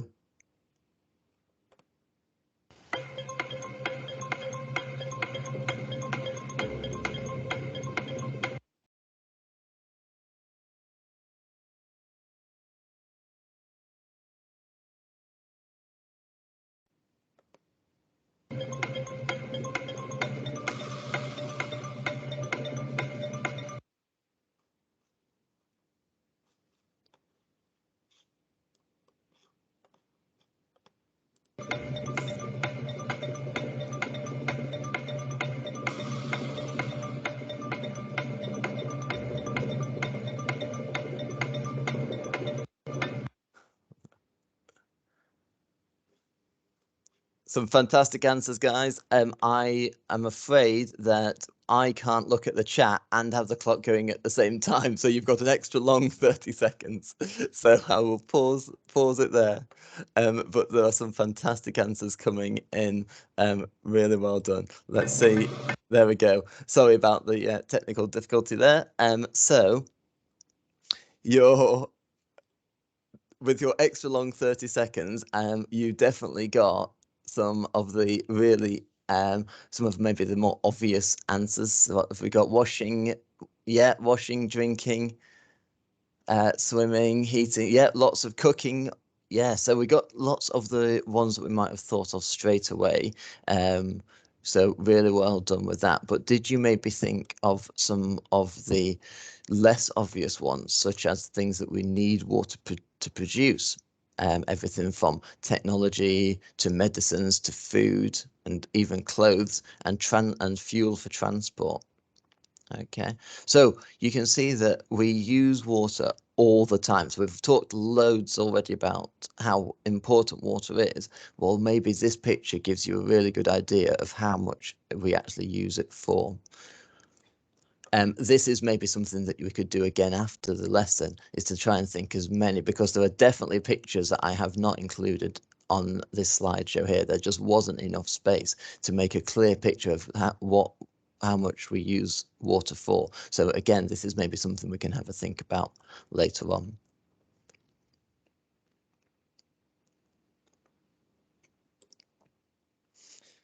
So with all the things that we use water for, we're going to now have a think about what we call water footprints. I'm sure that some of you may have heard of a carbon footprint. Well, the water footprint is very similar. It's a way to measure the amount of water that we use for products and also for services. So a water footprint includes both a direct water use, that's the amount of water we use straight out of the tap, like you were just saying, for washing or for cooking, but also an indirect or virtual water use. And this is the water that we don't see, which is used in the manufacturing or making of products.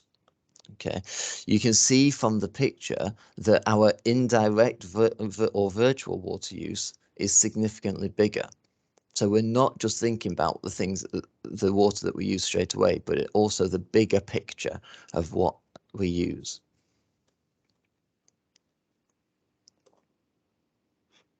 So to understand our indirect water footprint a little bit more, I've got a flow chart.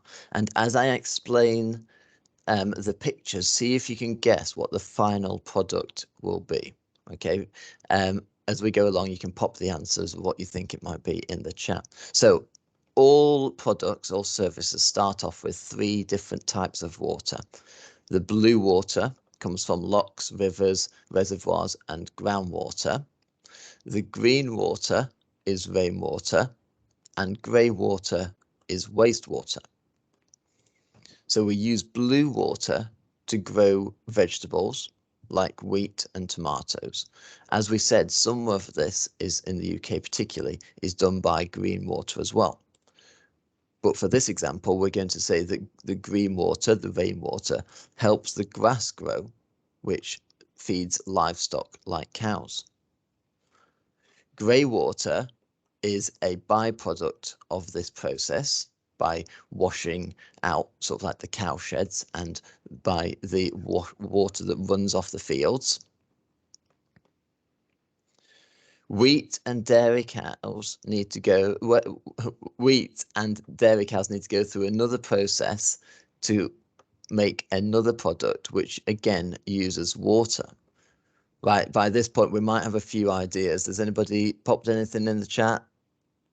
Oh, we've got a few people going for lunch. I do apologise about that, everyone, that we are a wee bit over time there. Yes, so the next big one is a clue. So if you haven't had a thought already, this might be the one that gets you. Mozzarella cheese, in particular, uses a huge quantity of water when it comes to forming the cheese into balls, and therefore lots of wastewater or grey water is also created. And finally, all the products come together, maybe using more water in transportation or in making the packaging. Oh, we've got a few coming in: milk, cheese, ice cream. There we go. We've got there in the end. They all come together to create one pizza. There we go. So that is how our indirect water footprint is formed. So maybe when we buy a pizza straight off the shelf in the supermarket, we don't think about the amount of water that has gone into producing it. Maybe we think about the water inside it, but this is what we're talking about with our indirect water footprints. Right, I'm going to nip through a few more examples of indirect water footprints now. As I say, because I know we're a wee bit short of time. So the first one, our first example for water footprint is in fact a bottle of water. So it's important to remember that this is a plastic bottle of bottled drinking water. It's not filled up from the tap. It's one that you would buy as a bottled water. So in order to produce a litre bottle of bottled drinking water, it actually takes 3 litres of water and 1/4 of a litre of oil to make the plastic already. So I've got a picture here to put that into perspective. How mad is that? That in order to produce 1 litre of bottled water, you actually need 3 litres of perfectly good drinking water and the oil in order to make a bottled water. Okay, so hopefully maybe a few people have already swapped to a refillable bottle, and that's a really good way to save water that we'll maybe come on to later on. Right, another example is a single sheet of A4 paper. So just 1 sheet of A4 paper takes 10 litres of water to produce, and that includes all of the water that's locked up in the tree when it's harvested and all of the water that's used to make paper pulp. So how often do we use a fresh sheet of paper without even thinking about it? Do you know how much paper do you think we use in class or in school every single day? The next one is a really good way to see our water footprint, a really nice visual example. So Craig Jones, this chap in the picture here from an environmental organisation, Sustain, has got a cheese sandwich, a packet of crisps and a bottle of Coca-Cola for his lunch. So for a pretty standard lunch, and not very much if you ask me, it takes 756 litres of water. And he's sat on that. I don't know if that's... It's take me a while to count all of those bottled waters. I don't know if that's exactly 756, but that shows just how many litres of water it takes to create that lunch.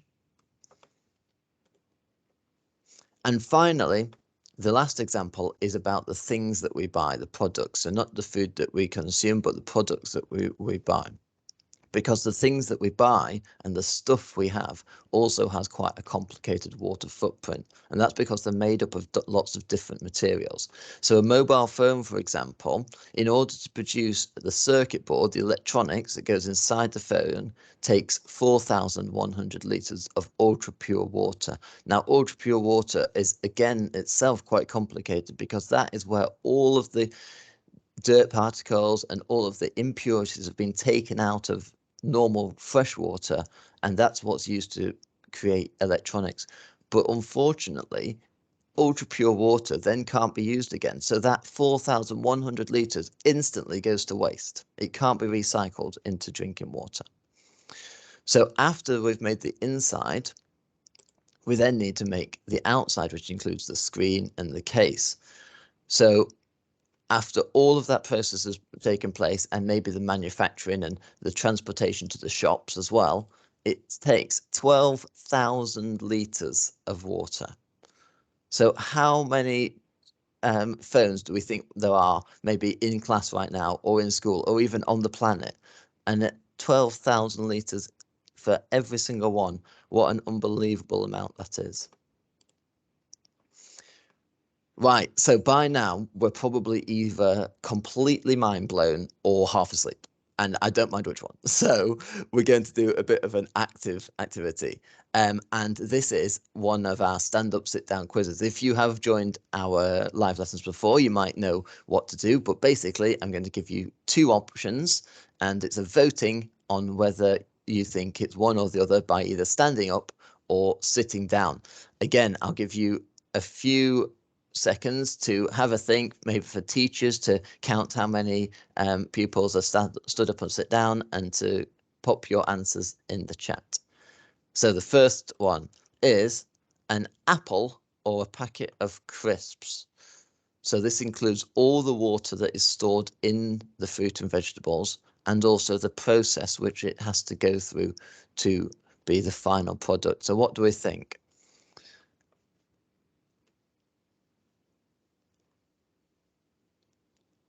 While we're thinking about doing the voting, I'll answer a very good question from Mrs. Andrews about, is ultra pure water cleaned or put back into the water cycle? As I say, it can't be recycled to be used for human consumption, but it does go as grey water, our wastewater, which eventually goes back into the water cycle. Yes, but it would be a lot easier and a lot less expensive if we were able to just recycle it straight away for our use. That's a great question. Oh, and we've got some mixed opinions on our stand-up, sit-down.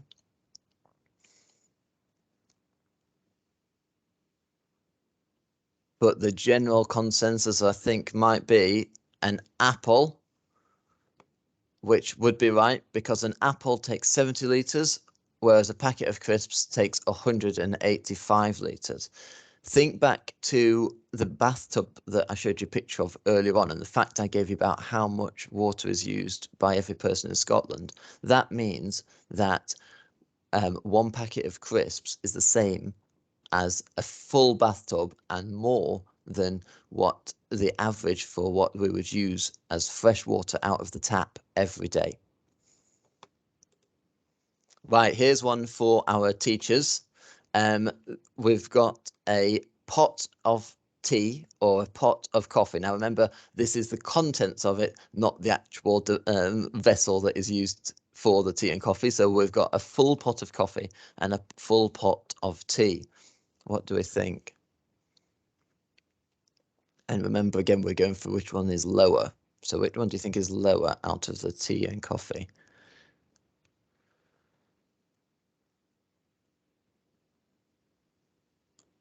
Again, the first few answers are coming in that are a bit of a mixture.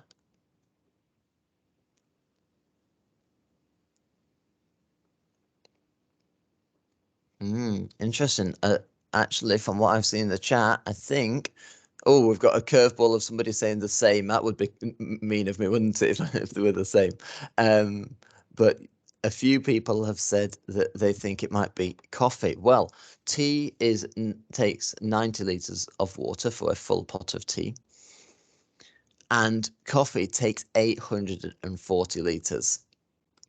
So that means that it's nearly 10 times more for coffee. And that's down to how it grows from being on the pod on the tree to the product that we get in the shop.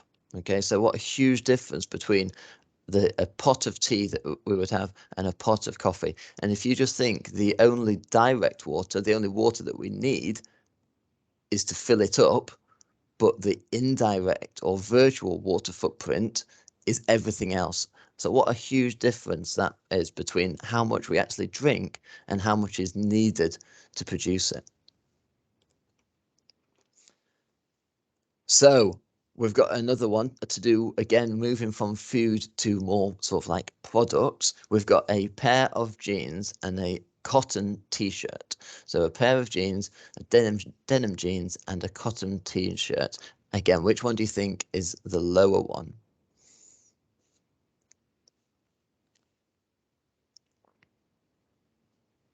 Now, if you know about sort of like what is needed to produce these, that might give you a bit of a clue as well, kind of what the raw material is.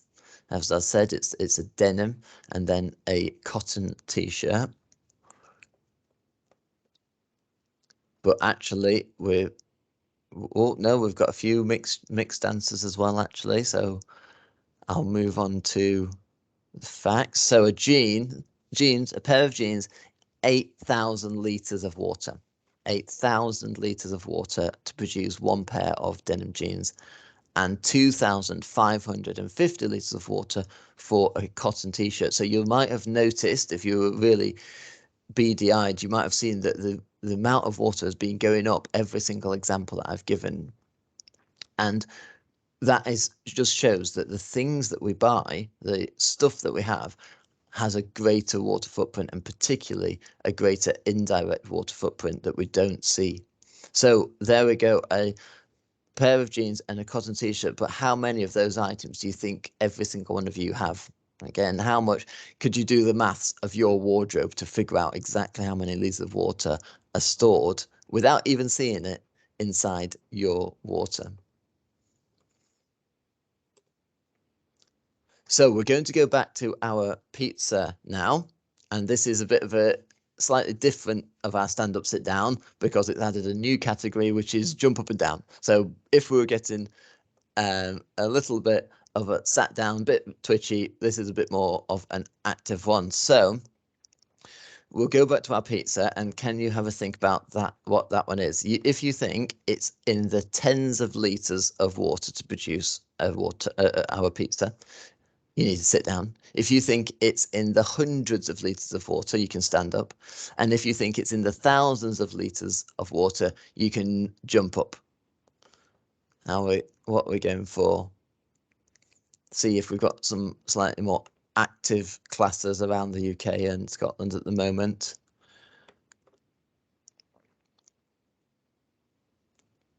Fantastic. Mrs. Beatty says they're all jumping. Well, if you are jumping up and down, you're absolutely right, because it takes 1,260 litres of water to produce our pizza.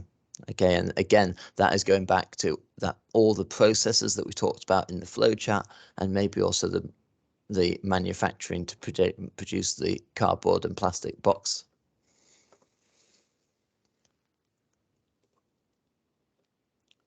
So you can see from those examples of things that we use every day, we are very lucky to be able to turn on the tap and have some really fantastic fresh drinking water. But unfortunately, a lot of people around the planet aren't in that much of a fortunate position. And that is called water stress or water scarcity. A lot of what we use and buy comes from places that are already struggling for fresh water. And we might have seen a bit of this maybe on sort of like the campaigns from WaterAid or Oxfam and things like that. You might have an idea of this already. So this map shows where those parts of the world are that are struggling for the amount of fresh drinking water that they can access, and particularly things that are needed to produce products and services. But a lot of the things that we buy come from these areas. So despite us not using water directly from there, we're still impacting the water footprint.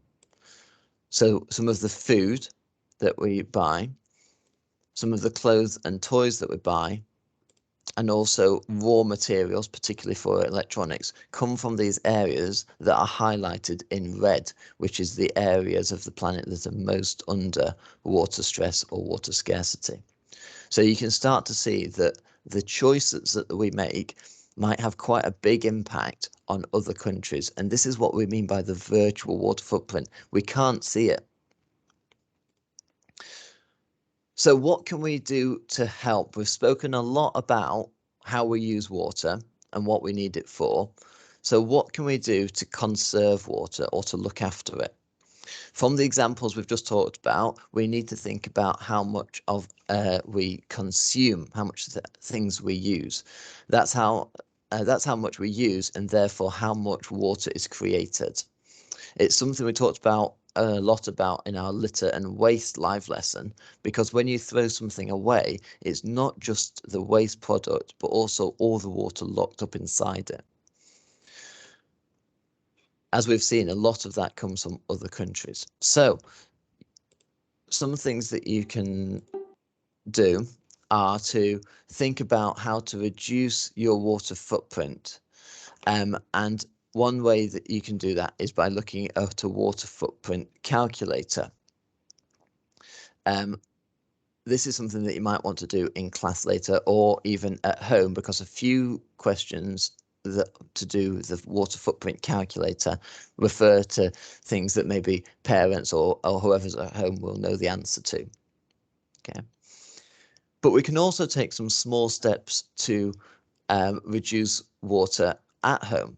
And I've got a short video just to finish off the presentation, and on the penultimate last but one slide at the moment, from Scottish Water, to show how we can reduce water at home or at school as well.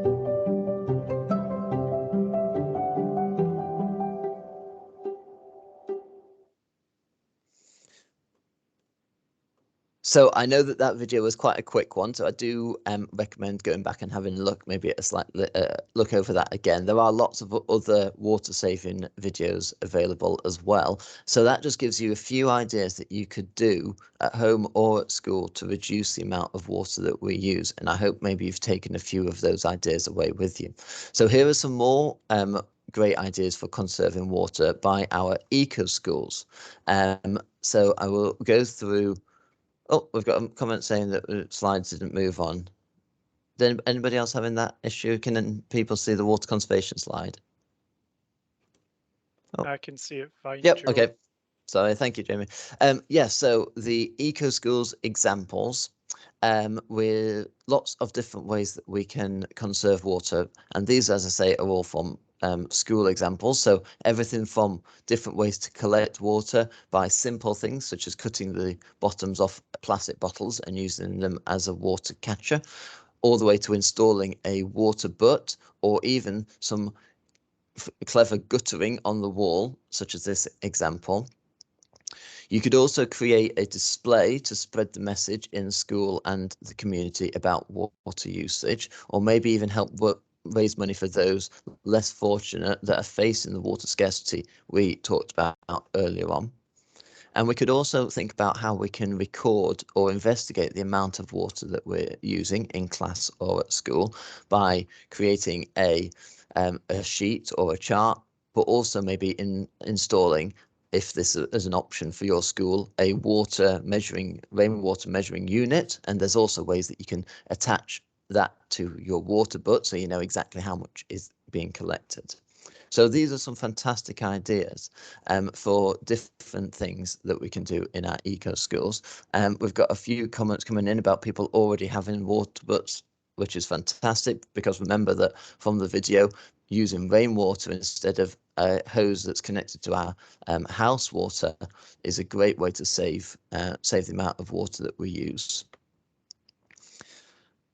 So as a final thing, I hope you have learned lots about freshwater and how vital it is as a resource. What we would love you to do is to continue your learning and put this knowledge into practice with a couple of activities. So firstly, we'd like you to design a poster to make people aware of water footprints and how we can conserve water at school and at home. And remember that there's loads of information to do with low water footprints that you can go off and research. And secondly, I would like you to make a sheet of recycled paper. Now, this was quite a practical and a bit of a messy activity, but we hope you really enjoy this, because what we'd like to do is to see just how much water is needed to produce a sheet of recycled paper. And of course, we're using the paper from the recycling bin to create a new sheet. We're not trying to think of making a new sheet of paper, and that will give you a really good idea of how to what process is needed to create the paper that we use every day. And as an extension to that, what would be fantastic if you had time would be to maybe write down a poem or a story from Alison's workshop on your beautiful created recycled paper. So I hope you've enjoyed that presentation. As I said, there's lots more information available online, and if you're doing the water topic as part of your eco schools, then this is something that I hugely recommend having a good look into. So let's love to look after our water, whether that's in our lochs or in our rivers, or of course in our oceans, because as we said right from the very start, we wouldn't be here without this resource. Fantastic. Thank you very much.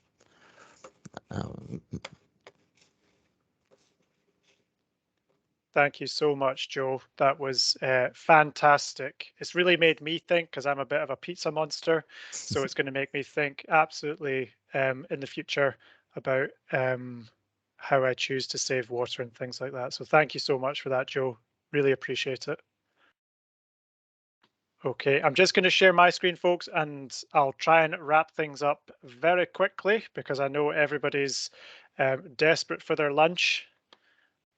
So again, if you have any questions for Joe or any of our other speakers, please email us in at ecoschools@keepscotlandbeautiful.org, and we can try and answer those burning questions that you have at the assembly on Friday.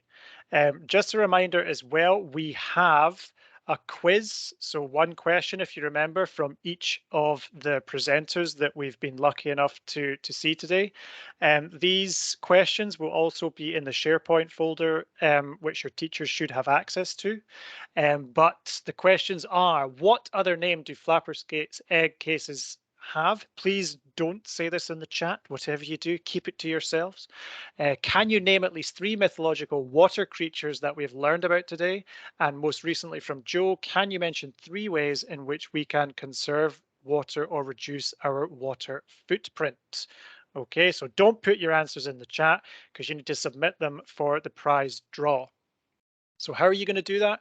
Send all your answers to that web address again, ecoschools@keepscotlandbeautiful.org. All the correct answers will be put in the draw for the virtual zoo visits from the Royal Zoological Zoo Society of Scotland from Jess. And just one answer per class, please. And the winner will be announced this Friday, 10th of June at our assembly. Okay, before I think the final time, please correct me if I'm wrong, Kat, the final time to submit your entries for this is 3 o'clock on Thursday the 9th. And I think, yeah, I'm pretty sure that's correct. Just pushing on again because I know we are running a bit late. Just so you know about other events that are happening as well, sort of round about this time. So we've got World Oceans Day 2022, and that is this Wednesday on the 8th of June, which celebrates World Ocean Day. We would like to invite you to celebrate it by doing litter picks or beach cleans if you can, depending on where your school's located. So no litter makes it into our sea, and by filling your playground with flapper skates made out of chalk, so everyone in your school and community learns as well about this beautiful creature. Okay, you can also have a look at the website on the UN page And there's loads more ideas and actions and resources which you can look into if you're even more interested in the water topic. I know I am from the last 2 or 3 hours that we've been doing this. I'm much more interested in what's going on. And just finally, an absolutely massive thank you to all the presenters, Jess, Alison, and Joe. We had such a good time. I've learned so much. Thank you so much to Kat, who's been manning the chat and doing an excellent job from halfway around the world.